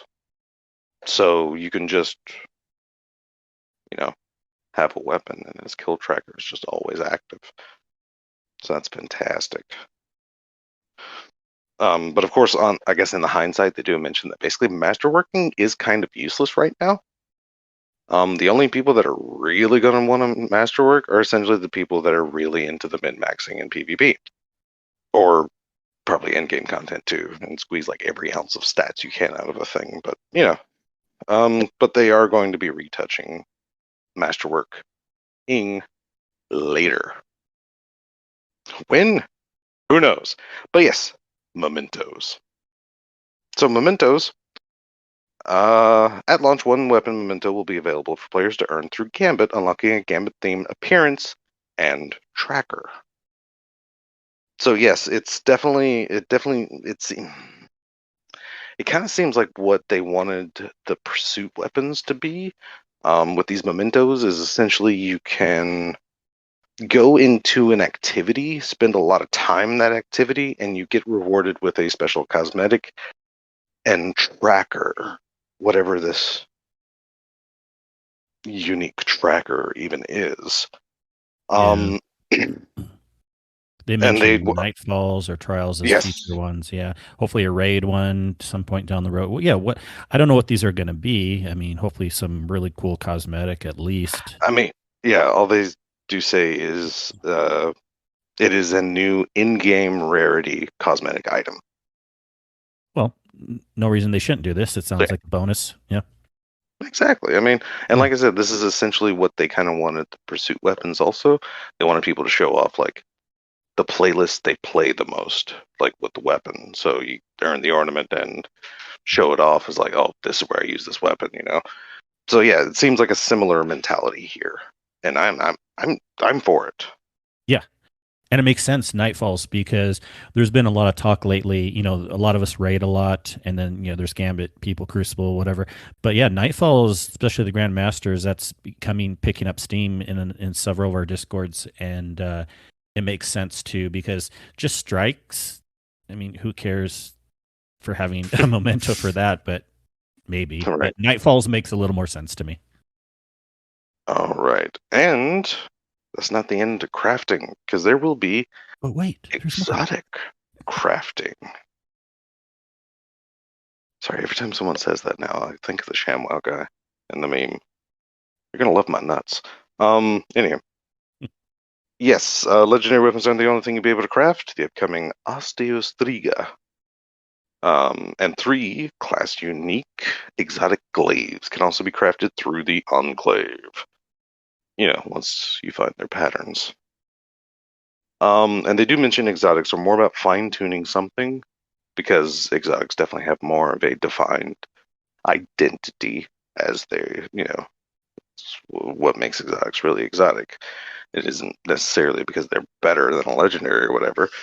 It's just they have an identity in mind. If that identity is being like, you know, like Mida, its identity is this essentially just the best scout rifle of its class. And that's it. But anyhow. But yes, they essentially what exotic crafting sounds like is kind of like Hawkmoon and DMT. It's like we might actually be able to like pick and choose like barrels and stocks and crap like that. So nothing that can really super change the exotic, but maybe something that can help it, you know, fall into your playstyle a little better. That's what I'm guessing. That's my theory. Yeah, fair enough. Which of course I'm still all for that, because I did like that about like DMT and Hawkmoon. About the, you know, the fact that they could roll with different barrels and grips, and you can just have those subtle differences between them. And who knows, maybe like a secondary, like an extra secondary perk as well. That might be customizable. Who knows? We'll find out on the 22nd. Oh my god, that's 19 days away. Oof. Yeah. Right? And of course, Like we the math, right? know everything right away too. There might hopefully be I things know, that right? get unlocked and released as time goes on. Indeed. And that's Phew. yeah, that's crafting. That's essentially out of the way. Any questions, Cyn or Red Grackle? All right, this is breath lot. time. That's only a piece of the meat on this one. Yeah, seriously. Are you excited? Yeah, thoughts. Aren't we all? What I are you mean, guys?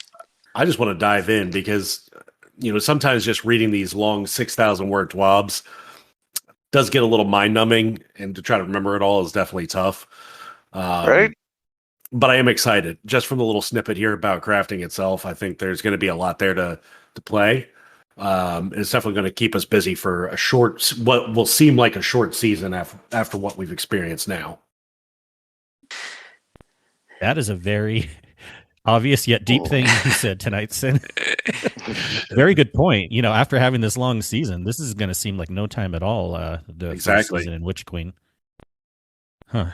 It'll fly by, comparatively It will. speaking. I will, yeah. Yeah, I'm just curious. I'm curious. Well, Sorry, I think I blew this. I'm curious just to know sort of what Bungie Yes. thinks this is gonna do, because I feel like we can almost pretty safely bet that it's sort of not how it's going to actually play out. So because I wonder if in their minds they think, well, because I'm with you, Des. I do feel I do feel like they think, oh, this will solve the vault space problem. It's like people will want to invest in these sort of handful of weapons, and then they'll sort of forget about or want to. Well, they won't feel so bad about dismantling their old weapons. But I just, the community finds lots of creative ways to sort of take what Bungie gives and then do something unexpected with it. So, because I could definitely foresee, the initial when they're introduced, I can definitely see more bonds being attached to newer weapons finally, and like you said, those old bonds of weapons, like just maybe melting away enough to where they could finally dismantle it and let a weapon go in peace. But long term, this isn't fixing the vault space problem at all. Yeah, because we're gonna have to invest in so many weapons. Yeah, I mean, otherwise it's super exciting. I mean, I don't know if I don't know if part of me will miss kind of just the excitement of you get X number of copies of the same weapon just waiting to get that one roll, and when you can just work towards you can get to what you want if you just put in the time. I don't know if any of us will miss kind of the chase of the slot machine sort of effect, but no, I think this is it sounds super cool, so excited to try it. Exactly, because I mean we're going from a system right now. Because trust me, I basically tried to learn probability.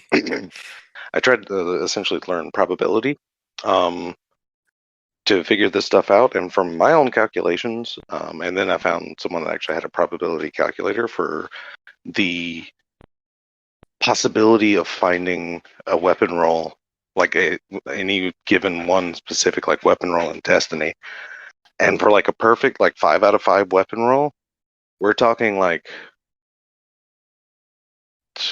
0.05%, something like that, of a possibility. Like it's rough. So yeah, like if you got like your exact god roll to drop, I would essentially consider playing the lottery. Because you already won. I'm just curious. So you're saying there is a better chance of you getting Vex than it is to get that 5 out of 5 roll? Yeah, 100%. Got it. Okay. I mean, by magnitudes, actually. Heard that, Gator? I mean, yeah, by magnitudes, because again, it's either 0.05 or 0.5%. 0.5 being generous, but I think 0.05 is a little more realistic, and I think Vex starts at a 5 or a 3. So yeah. I can't complain now. What the hell? Yeah. And essentially, it's not just any. Also, that doesn't like count. It's literally like you have one specific roll you want out of a weapon, like 5 out of 5. The Yahtzee. Yeah, it's a 0.05% chance for that one specific roll to drop, like any specific 5 out of 5 roll. So, yeah, there's gotchas. Nice. There's gotchas that will get you for like hundreds of dollars that have better rates than that. Yeah. I'm very excited about this, and it makes sense that it's just a subset so far. And I think, I'm sure there will be some parts of the grind that could seem a little tedious. Who knows? But I like also the idea that we have something to continue to work for and tune and enhance on these weapons, that hopefully it'll give enough interestingness to something to do if we want to with our weapons. One more thing in the game other than just playing the activities for triumphs or a quest completion. Now we can actually do it for enhancing weapons also. Exactly. And triumph grinding is not good. Well, it's okay depending on the triumph, but I think, Des understood what I was saying. It's just another better reason to add on top. Another one. Yeah, I mean, at least with weapon grinding, you actually get something out of it other than an arbitrary number. The other thing in here that I think is But it's okay, Cyn. Your arbitrary number is the best. Okay, don't worry Hey, about I'm not trying to beat Lana Don't or let anyone Helios. tell you that 20,000 is a bad number. it. It's not the size of the number; it's what it means to you. Yeah. Okay. Listen, if we get Petra's and Coliseum champion done, I will be under 100 points to get there. Like, I will be that close. So Petra's and Coliseum champion, and I will almost be there. I think I'm washing my hair those nights. You're busy watching paint dry, right? Yeah, that too.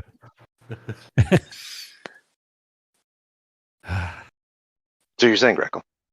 No, I was gonna say I do like they mentioned that the foundry that the weapon comes from will be more meaningful going forward. That seems a little exciting because right now, to me, like I said, as a relatively new player, most of the time that just seems like kind of flavor. Like I think the only weapons that genuinely feel different to me are the viced weapons, like contingency plan and stuff like that. Yeah. But yeah, I think it'll be cool that it'll actually kind of in the gameplay. It seems like it'll make more of a difference in Witch Queen. Indeed, and I will use that to segue right into it. Mm-hmm. Because basically, patch note preview time. Yay! So, not disregarding foundries, but the first thing they go into for this is the switch from pinnacle to pursuit weapons, which essentially it is basically a philosophy for them. That they're not just particular words. In their head, their design philosophy for pinnacle weapons were these were like the best weapons you could use. But they found, issues like some PvE activities required, like Recluse and Mountaintop. And then there was just certain things in PvP that was just awful to play against, like Mountaintop and Not Forgotten. So they moved away from Pinnacle and went with Pursuit. And their philosophy behind Pursuit weapons is to give a weapon that's not too difficult to grind for. And it's basically 70% of a quote-unquote god roll.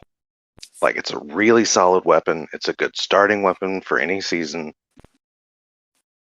But there are better options. There are better rolls.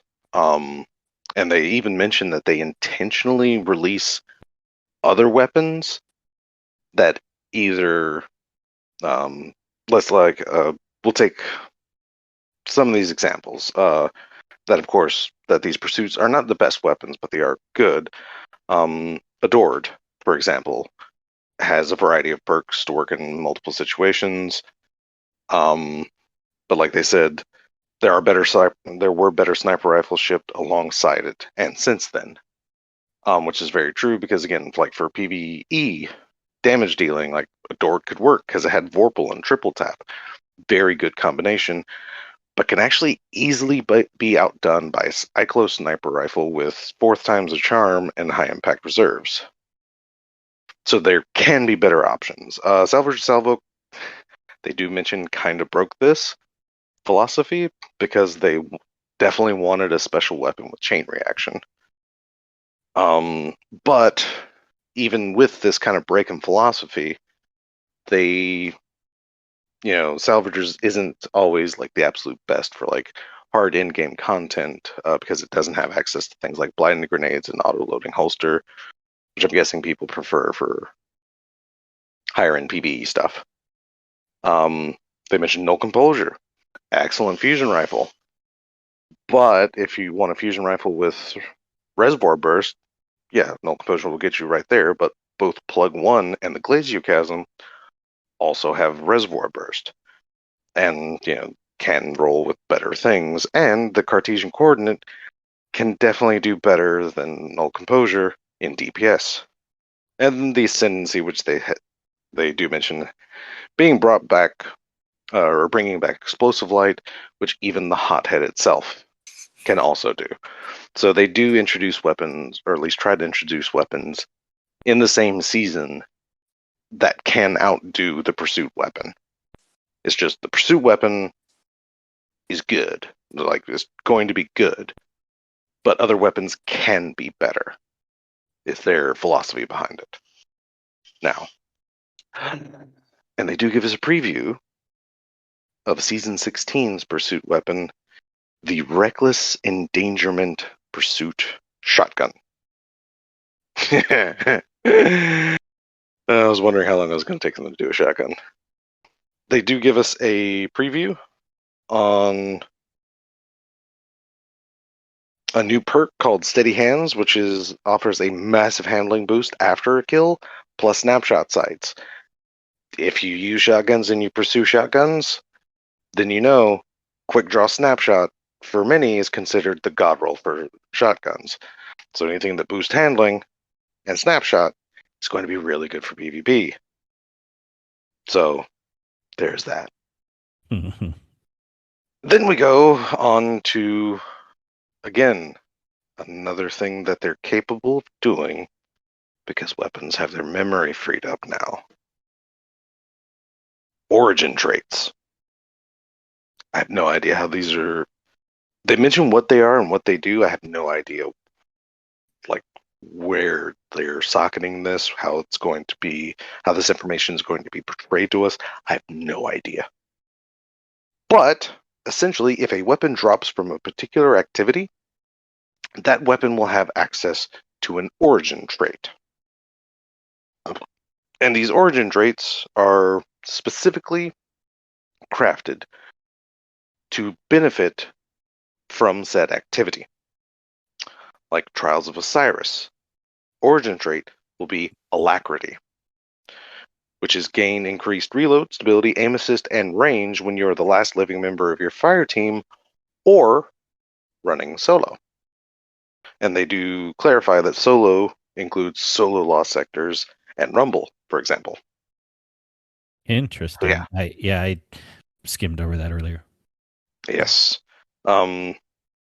And you might ask, but hey, that sounds a lot like celerity. Don't worry, we're getting there. Nightfalls will have stunning recovery, which stunning a champion will partially refill your magazine and trigger health regeneration and improve recovery for a short duration. Yes, please. Right? The yes, please. Right? That sounds super good. And it gives like an insane amount of recovery. Plus 40 to your recovery for 3 seconds. That's massive.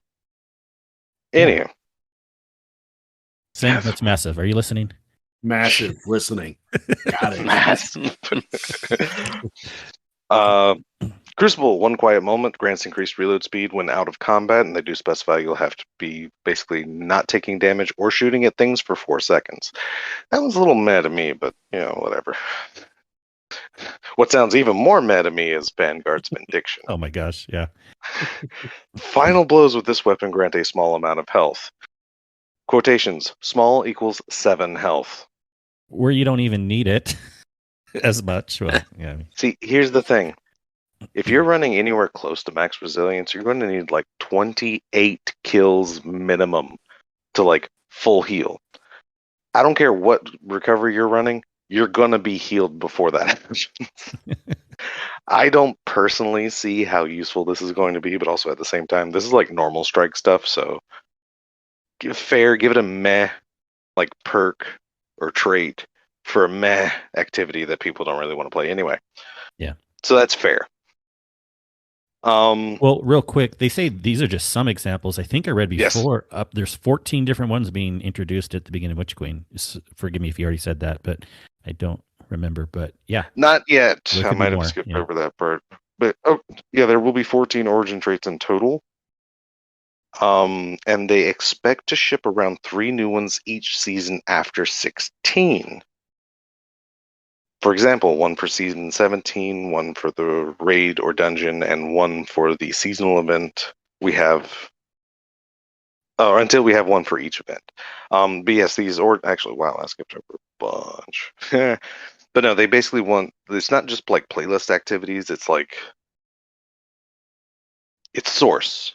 stuff, right? Like if they're reintroducing a weapon from a particular season, like this kind of stuff. They're definitely wanting to give weapons and like things their own identity for where they come from, which I really like this idea. Yep. Yeah, when we refresh old weapons from a given source, for example, an existing raid or old pool of seasonal weapons, we may create a new origin trait at the same time. So, yeah. One other case, see below. Weapon foundries. Make I foundries tagged great. you about this earlier in the Discord. I don't know if you Right. noticed, but I knew we were That's- going to talk about it tonight. That's what made me realize the 12 was out, and then I read it immediately. Then I got home and I read it again. There's a nice little bit of like lore that's kind of funny, haha, at the start of this, but moving on. So, I love this. I'm going to preface. I love pretty much every part of this. This is essentially how Banshee worked in D2 vanilla. Banshee was the source to get foundry weapons.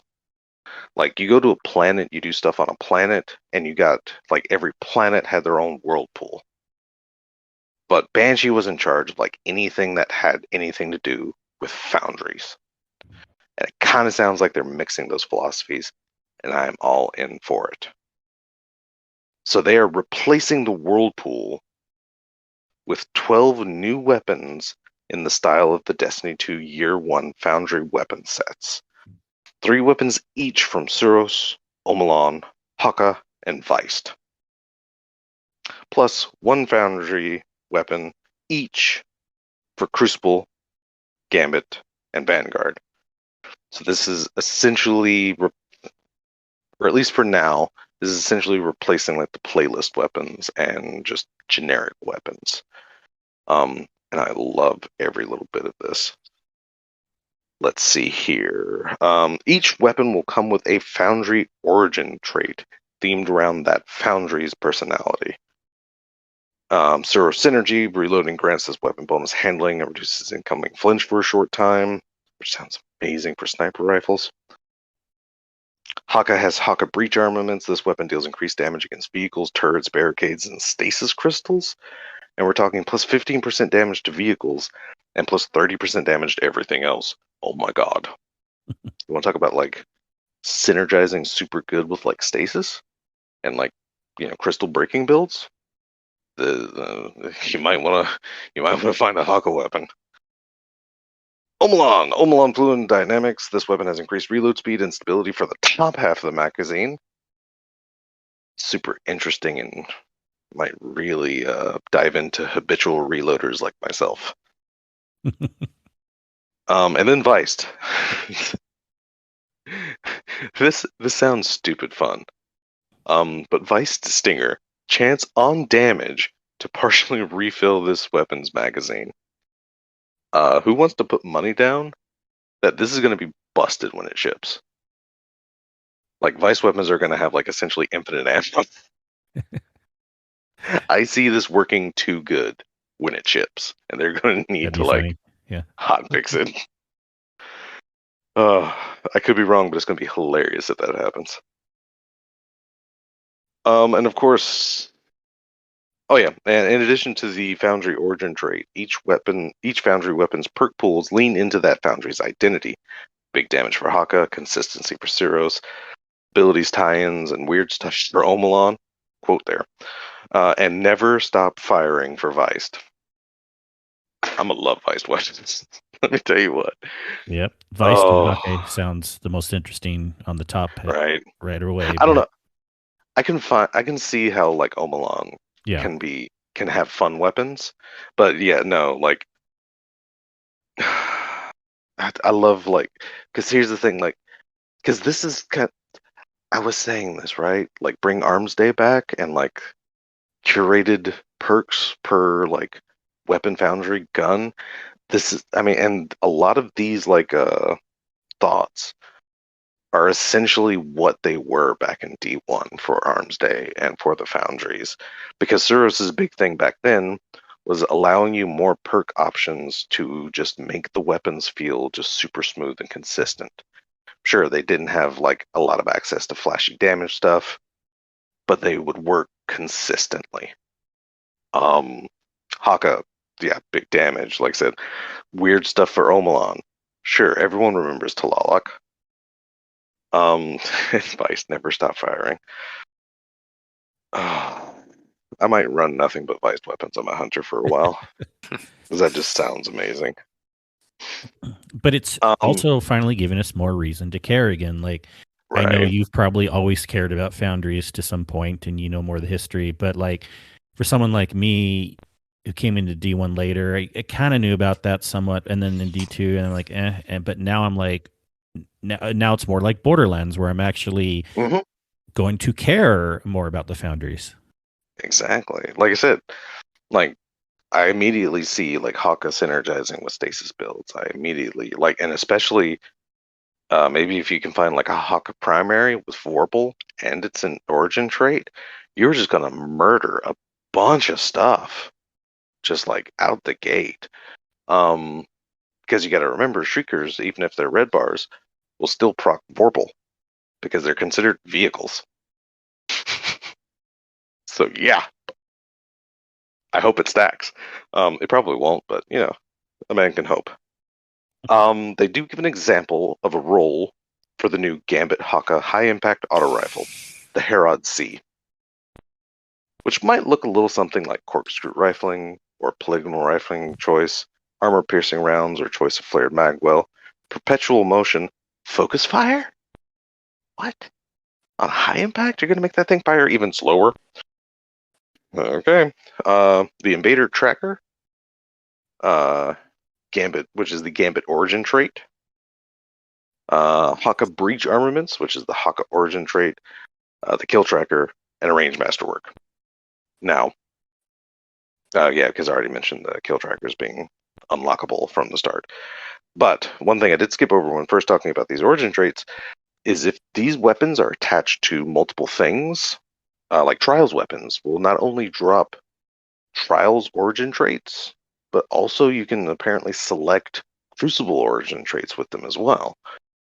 So these playlist weapons, because again, each playlist will have one new Foundry weapon. So yes, this Haka Gambit auto rifle will not only drop Gambit origin traits, but Haka origin traits. So apparently the shotgun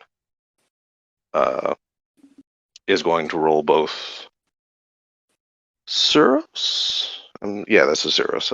And Vanguard or Strike. Yeah, I guess Vanguard, because they're not going to be Strikes anymore. Yeah, because they're changing the name to Vanguard Alps, right? Yeah. Okay. So the playlist is legitimately Vanguard now. Nice. Anyway.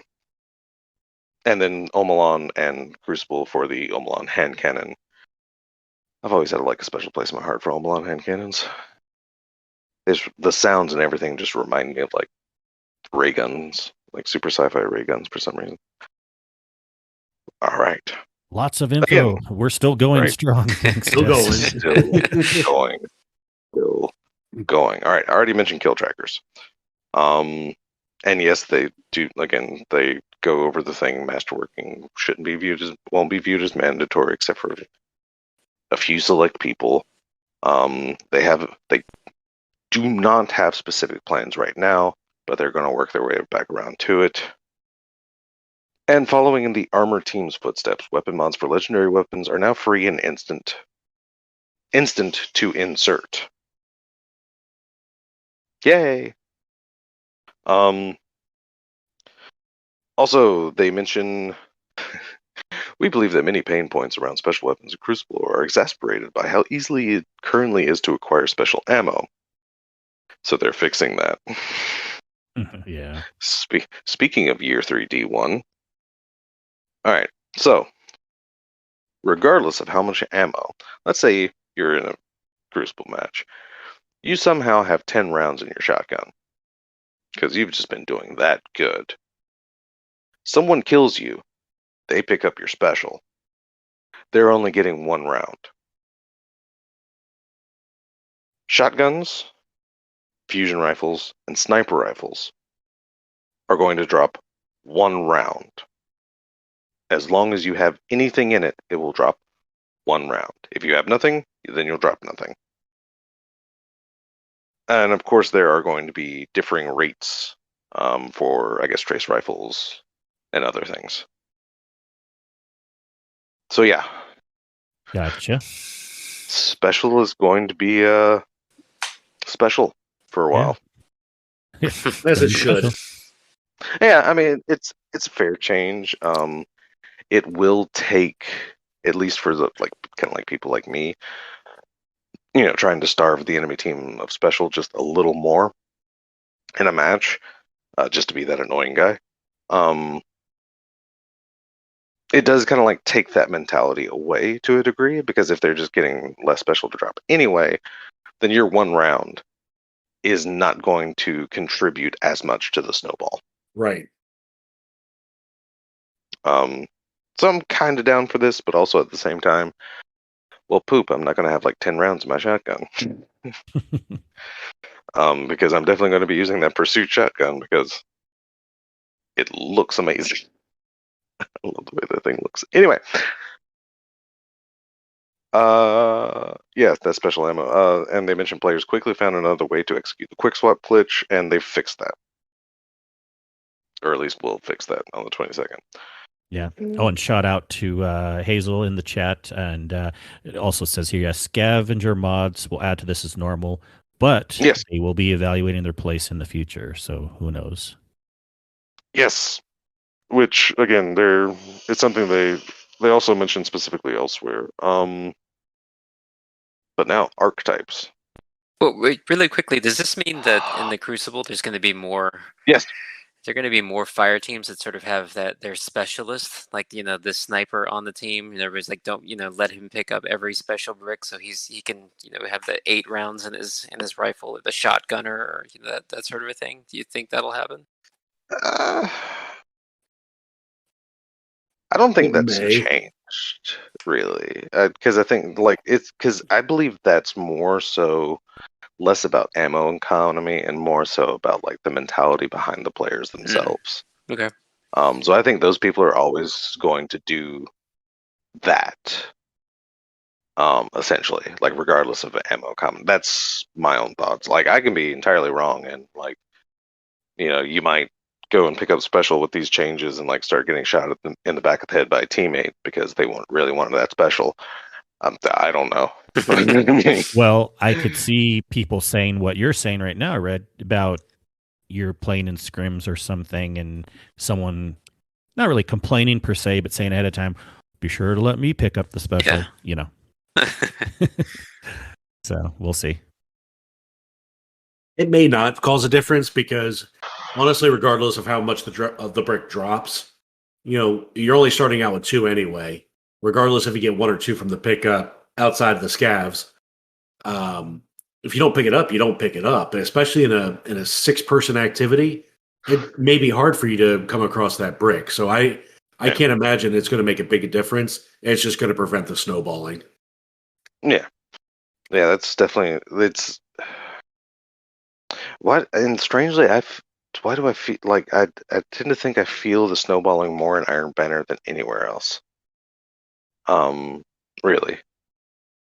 But that's just a weird random thought that came into my head that I thought would lead somewhere, and yeah, guess what? No, that's the end of that. Okay, we still have lots to talk.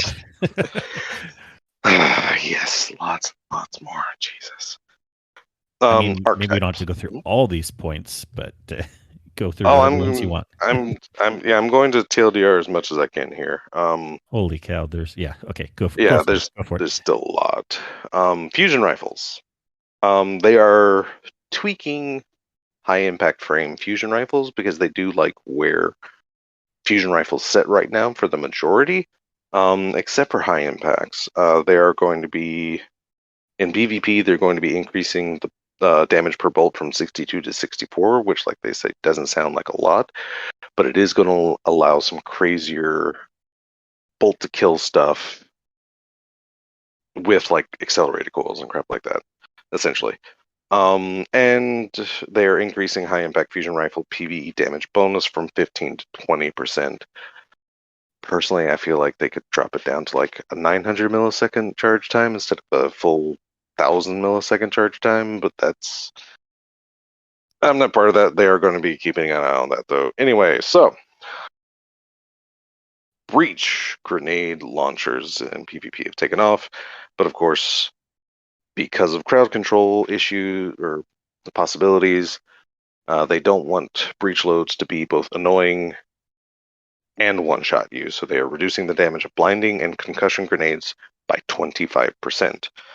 So you can either be annoying or lethal instead of both. They are making some very minimal changes to rocket launcher damage per archetype. High impacts won't change. Precisions will do 0.05% less, and adaptives and aggressives will do 0.05% more. That's it. They are retweaking sniper rifle aim assist based on zoom values because they're noticing that high zoom snipers can get some kind of stupid headshots off, so they're looking to fix that. Pulse rifles are taking a little too long to kill red bar enemies in PvE, so they are buffing that damage versus miners by 10%. This feels kind of like the bow thing, and I'm wondering if they're going to give it another 10% like they did with bows. But exotic weapons. This sounds massive to me. Like, absolutely massive. Exotic primaries and trace rifles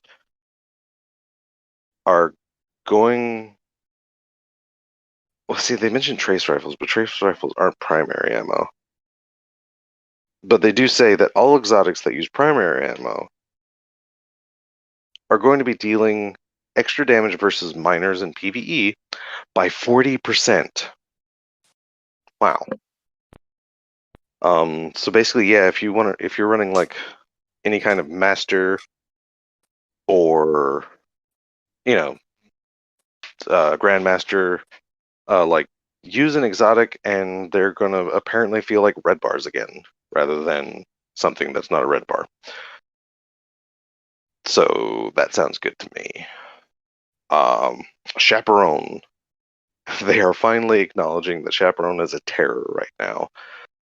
So they are reducing its passive range buff from 2 meters to half a meter. Ouch. Yes. Yes. Go Cyn, huh? So yeah, they do want SMGs and sidearms, which are kind of made to be the counters to shotguns. They want to give them more of a shot. Duality is in a similar place. So they are also reducing its range buff while in slug mode from 1.25 to a half a meter, which kind of puts Chaperone and Duality in this like way closer than they've ever been. But pellet mode is unaffected, so it still gets its range bonus, if it gets any. And on Black Wings, damage buff no longer clears on reload. Oh my god, that's going to be crazy. Teraba, they're tweaking it so where it will last longer in PvP, and it will not completely clear on weapons though. You'll only lose like half of your progress because they want you to use it more and not have to hard commit to using it. Ruinous Effigy, get ready to get mad again because they're bringing back the damage on the draining bubble of the transmutation spheres. They are not changing the slam damage. That's still nerfed, but they are letting the draining bubble do more damage again. Yay. Lumina. They're giving it 15 range, 10 stability. And no, they're not touching Thorn. Why did they have to add that in? I know, right? So they're adding to Lumina's consistency. Aegis Scepter, they will completely rework how Aegis Scepters works when you're empowered, meaning you're draining your super to do more damage. because they found out that the scalars would work weird in activities where scalars were a thing. So on average, it will drain your super slower because you will not be able to gain super while it's active.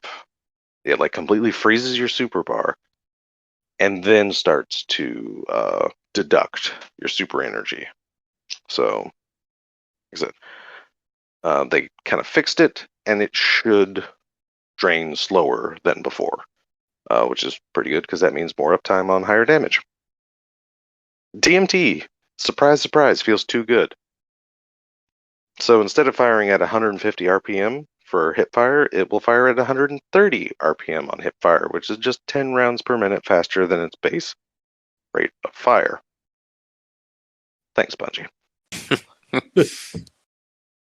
Lawrence Driver and Arbalist are both getting increased flinch, so they're hoping that helps with them being an issue. Speaking of Lawrence Driver, I finally just finished my Catalyst. Nice. Go on.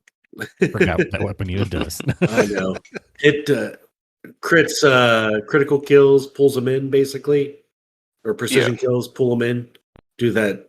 It does that little void pull on them. Oh, the little. Yep. Yep. Yeah. Can you make that sound one more time? No, that's okay. All right.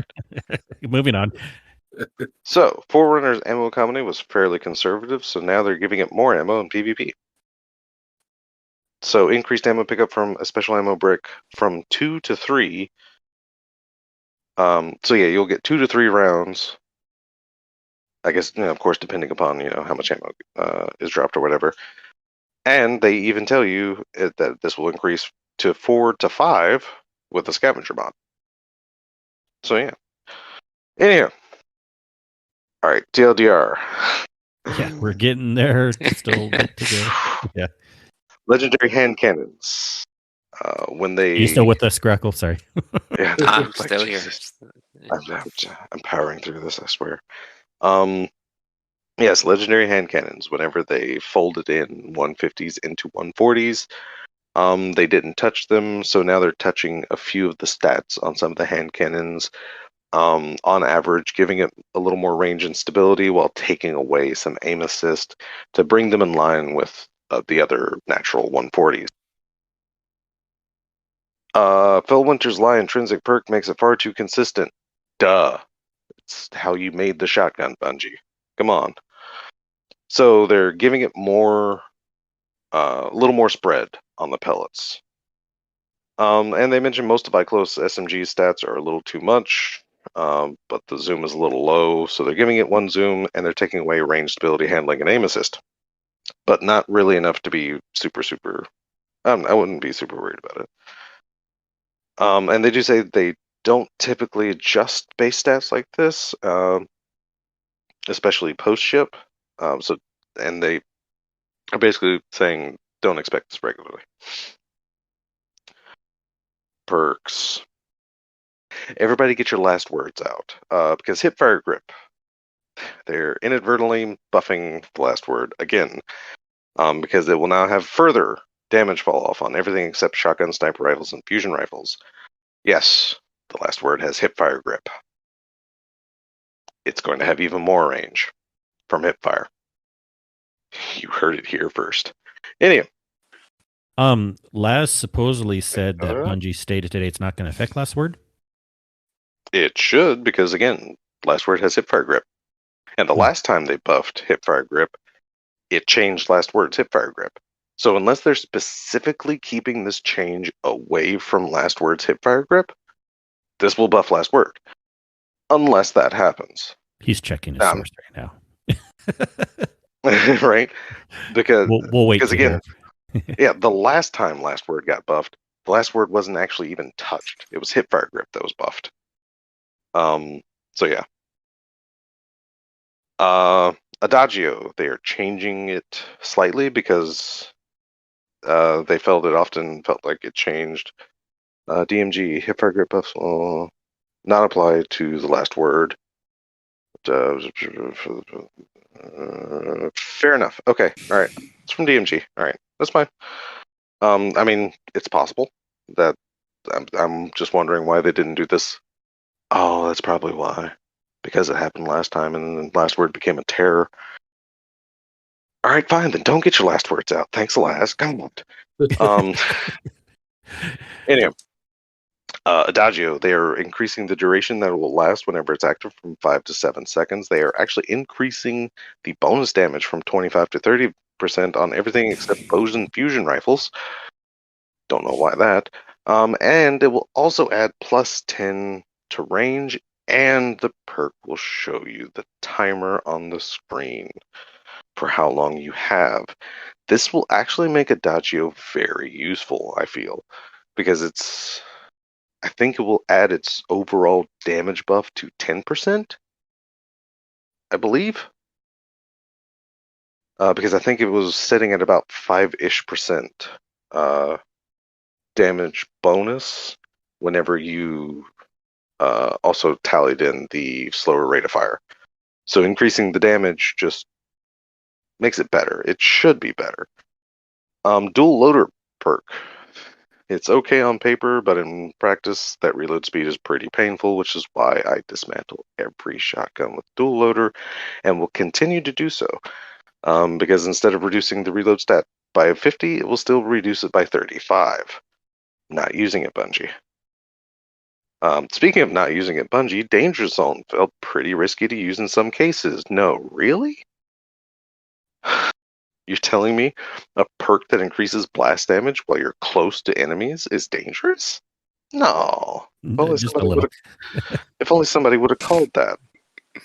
Also, I'm raising my hand. Anyway. But they are reducing self-damage from 1.25 times to 0.75 times. Yay.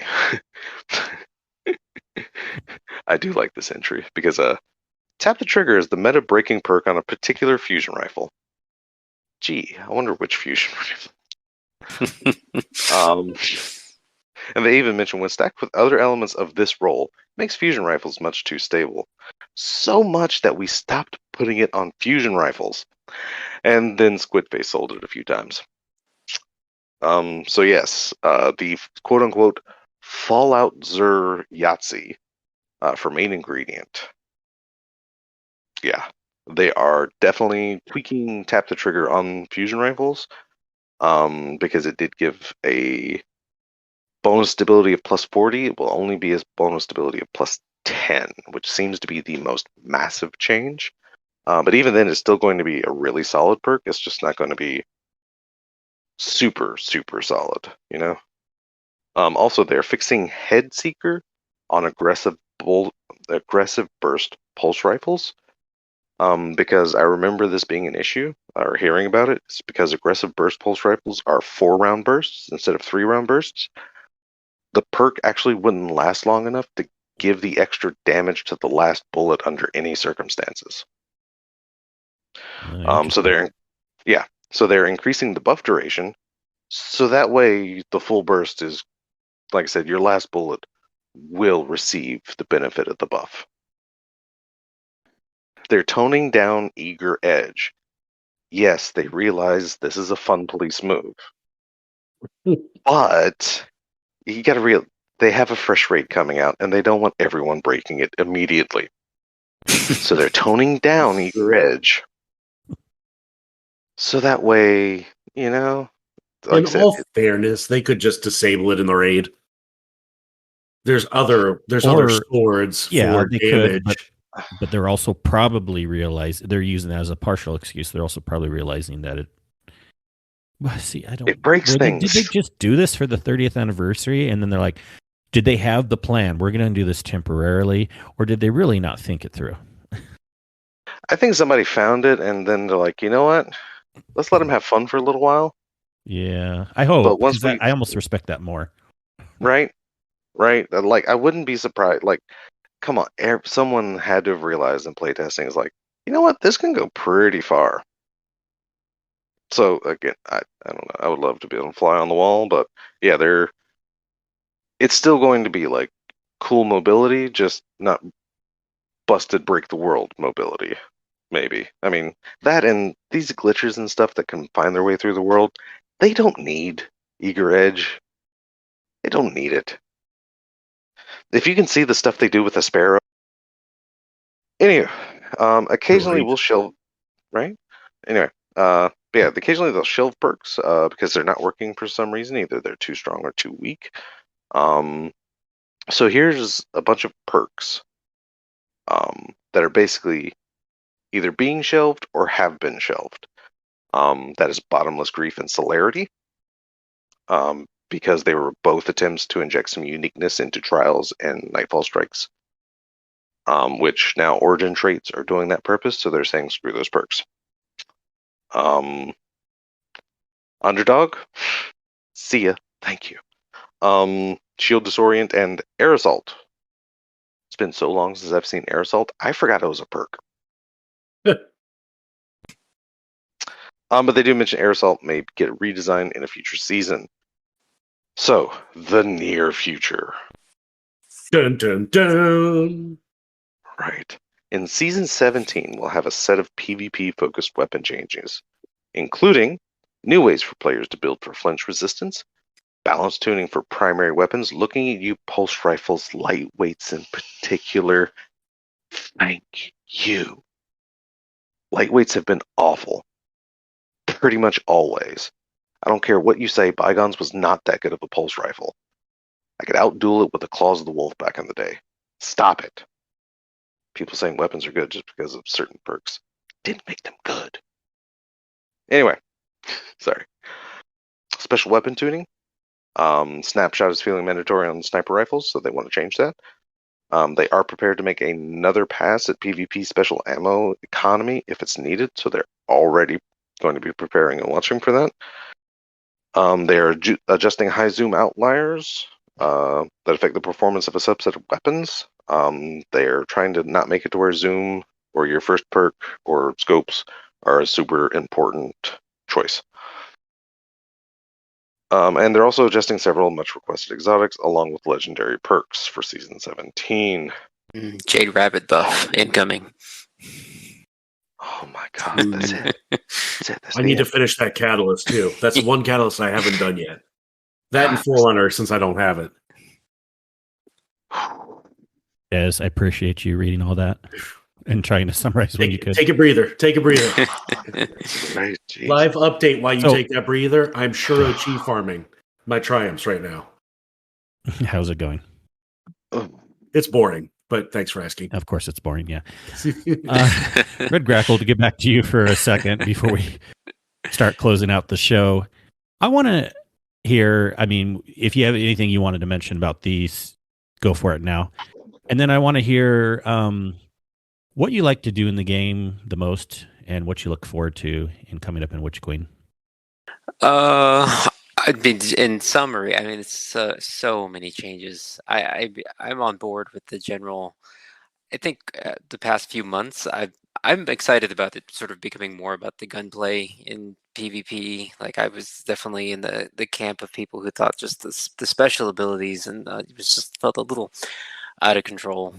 So sort of happy that they're trying to sort of set some firm but sort of navigable boundaries where there's enough variety, but it seems like it gives everybody more of a shot for different play styles in PvP. So excited to see it in practice. I'm sure they'll continue to tweak it. That said, I will say in general, I'm probably a little more excited on the whole about PvE activities in the game. So still I think of myself as more of a novice raider, but enjoy learning more and more about them and sort of fine tuning my skills in those activities. Still a little intimidated by GM Nightfalls, but I think looking ahead, that's something I'd like to sort of check more of those off of my list. On the PvP side, I would say Iron Banner is still sort of my favorite activity. I'm not sure why. Like I've asked like a couple people, like I realize it's mostly just control, but somehow it feels different from control and more enjoyable. So I'm excited for the new loot from that though, because I think the Iron Banner weapons have been pretty good, in my opinion, in the past, or at least the limited past that I've experienced it. And honestly, a lot of the time, like the game for me, like I do just enjoy a lot of just patrols and like I hate to say it, but just like bounties, and it's like wandering around and Mhm. killing things, Doing and stuff, yeah. just something sort of meditative and low stress about it. So yeah, I think I enjoy sort of a pretty broad spectrum of the game, except for Team Scorched is something I hate with a passion, and just like I forgot about that. I did not like when a seasonal challenge was tied to getting kills in Team Scorched. I'm with you on that one. Yeah, I'll dip my toe in trials from time to time, but yeah, even that sometimes feels a little kind of hairy. So I think I think tend towards the thing. I definitely like the team play of like a raid, or even like a dungeon. Sort of like pinnacle experiences for me in the game. So Yeah, and it's always been fun. I know when we've been in raids with you, we did a Vault of Glass recently with Yeah. your clan, or I was in that too. Yeah. And that was a lot of fun. And I remember we worked through it, and everyone learned a lot that evening, and just got that much more confident in getting everything done, even the extra rules, at the end. Yeah. Yeah. So, what are you laughing about? No, I was just thinking back on that raid, like just We had fun that night, right? Yeah. yeah, the number of times where it's just like it was getting to the point where it felt like, oh, my shoelaces were untied, and that's why we wiped that time. Like it's just like the number of little Oh things. yeah, there was just little. But when you're with like a good group of people, like even that sort of stuff like doesn't really, it sort of rolls off your back. So Exactly. And we were moving forward. That's all that matters. But yeah, that's really exciting hearing about what you say. And then yeah, the 6-player raids or the 3-player dungeons or the grandmasters, and again, shout out to Hazel that's in the chat right now. I know he's been getting into the grandmasters a lot recently, and so that's some good people, in your clan, and good people in our group too that can help out with this stuff going forward. So again, just really, really, I wanted to hear, from you. I just knew that you had an awesome story, and wanted to hear about your experiences in the game and everything. Any other like last minute thoughts about anything else you wanted to talk about in the game? And if not, we have some bonus questions, but anything else on your mind? Now's the time. Oh, I mean, we were so close to the Witch Queen. I mean, I think it's just sort of at this point, I don't know, feel like I'm just kind of holding my breath with everybody else. It's like everything that's sort of been coming for feels like forever is just a couple weeks away. So yeah, just want to get my hands on it. An exciting time. Yeah. Remind me again, when you first started, was it kind of like right about Beyond Light? Or? Yeah, it was like when Beyond Light dropped. Yeah, so it's like like a couple weeks after Beyond Light. So you can finally see another big expansion. Yeah. DLC. Yep. Nice. Well, we're all excited for sure. And we're excited to hear from you. We like to ask guests, what is a favorite dessert that you have? You can take that in. Favorite dessert. I guess it would have to be, I mean, if it's just like desserts broadly construed, maranitos. There's like I grew up on like I'm from a Mexican American family, so pan dulce, like sweet bread, was always around the house. And for me, the maranito, which is like a Mexican molasses cookie in the shape of a pig, is just still like, if I need, if I can get like a good one, and they do vary like depending on the bakery you buy them from, but like a really good one to me is just like, I'd rather have that than any cake, any pie, anything else. Like a nice, nicely made Mexican molasses cookie. So that's the top. That sounds good. I like conchas, but I don't know if I've had that. I probably have seen it. We'll have to check that out sometime. Yeah, keep an eye out for the pig cookie. Oh man. All right. I will. The pig cookie. Nice. Excellent. All right. Well, we do have a few pieces of business we can get through quickly here. See, Cyn, you didn't even have to remind me. Oh, hang on. Yeah. Before we get to that, because something we did talk before the game, like what we did this week. I had made a note finally of something we did this week. Huge shout out for my final triumph for the Enlightened seal, or the Enlightened title. So Garden of Salvation, Link to the Chain. Thanks to Lucifer, Zebrak, Yoda, Salt, as I called him, Nasi, in the chat. And Salt, Hammer, and then, of course, Kingsley came in. Somebody had to jump off. You came in. And then, thank you. That was my last one. And as I said earlier, I got the Lawrence Catalyst done. And I've been slowly been working on like random triumphs in Shuro Chi. So, yeah. Nice. And maybe we'll get a Petra's run one of these days. We'll It's see. scheduled Saturday if you're available. Like anyone will hear this before Saturday? Helios already had it scheduled.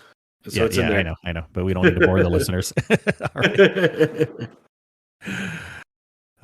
No, that's good to mention what we've been doing. Long episode, so I didn't think about getting into that at the beginning of the episode, but thanks because I know that was a big piece of information. Yeah. I just want to get that in real quick. Of course. Yeah. We want to remind everyone we have a Patreon, and once a month we like to shout out members that have joined the Patreon. And so let me pull up the list here. I know put in your requests for what benefits you want, because you can, if you join the Patreon, you have different choices you can use once per month. You can request to change an admin's name. You can request a specific, we're pretty helpful with this anyways, but if you really were afraid to ask or have a specific raid you want to do, you can message one of us and we can try to really make sure it happens. And then, or the other benefit is you can pick a topic of something you want to talk about on the podcast. So let me pull up our list here. We have Cloud Nebula, Kato, Mr. Monkey. Am I missing anyone? I feel like there was more on the list. Gator? Yeah, I was going to say. Yeah, why is he not? This is weird. He's in that. Yeah. I know Gator joined it too. Thank you. See, I thought I could just now I feel silly. I thought I could just look at the Discord channel at any time and it would just it's like he's not in there anymore. Well, it means he stopped paying.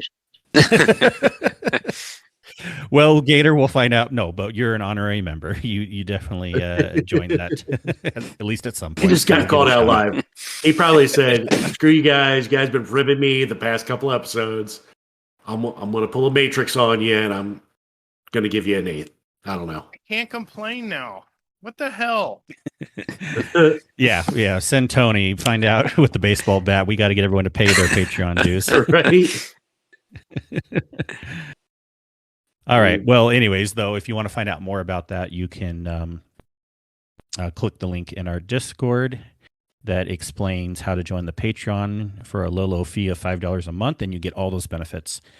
Now, you may ask, what is this Discord you speak of?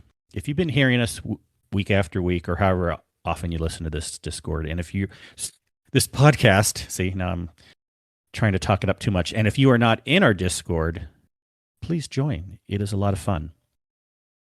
Discord is all of us. We like to play together, and it's just a great place to correlate those play sessions. Or even if you don't want to do that, you can just talk about other topics. We have topics from Destiny spoilers to other games to movies and TV shows, whatever, right? Whatever floats your boat. Yeah. A food channel. Get those other channels a little more active, because I'm not as interested in those other channels as much, but if people post in there, then more power to you. So, because I'm just too much of the geek on the Destiny side. But you can find information on how to join our Discord by just going to our lovely website and theguardianhub.com, and then you'll click on the About Us at the top and see all the links for that. And I'll shout that out again at the end, Cyn, don't you worry. Yeah, I was getting ready to say, I know it's what not you're my thinking. time yet. It's No, not my I time. know. Well, before we close up, we always like to... Hey, did you have anything else, Des, too? Oh, sorry, I didn't realize I was unmuted. No worries. We like to find out any contact information you want to give Red Grackle. Now is your chance to give that information. I am not particularly active on. Find you in the Discord at least? Yeah. Red Grackle in the Discord. Should be. I think I'm the only one, so pretty easy to find that way. Otherwise, yeah, I don't really post anywhere else on. I haven't started my Twitch career yet. But I'll let everybody know once I do. We'll be the first. One to of get these them out. days. Excellent. Yep. All right. Well, that's good enough. Everyone who listened to this episode, please give shout out to Red Grackle. Let us know what you liked about the episode. All right. Des, where can people find you, good sir? You can find me, of course, in the Discord, lurking, always lurking, fearing for my life in Yu-Gi-Oh! Ranked right now. And of course, you can find me on Twitter at @DS_Raven, home of the Festus Index, which sounds like I'm going to be a busy little Peter come with Queen. So that's fantastic. So, Cyn. I can't help but laugh. I'm sorry. You said it because I'm always lurking, and I totally thought of Monsters Inc., where she's like, I'm always watching Wiskowski, or whatever his name is. And so I had to post that little GIF there in the podcast live chat. But anyway, you can find me in Discord next to Grackle, next to Kingsley, next to Dez, of course, as two-turned Cyn currently, or at Cyn. Or you can find me over on Twitter at Cyn_media. Alex Kingsley Trebek, take us out. Yes, you can find me as Kingsley Mac all the places, or currently I am two-turned Cyns in the Discord. If you're confused, just look at the Discord. You'll maybe figure us out. Maybe you won't. But Kingsley Mac all the places, except for on Twitter, where I'm MC Kingsley. McKingsley. Yes. Now you can find our lovely show either on Twitter as The Guardian Hub or our lovely website, theguardianhub.com. The best hub on onlycyns.com. What? Wachowski. All right. Thanks, everyone, for listening. Thanks for tuning in this week. Thanks very much to our special guest, Red Grackle. And we will see you all again next week. Have a good one. Bye. Bye. Felicia. Bye.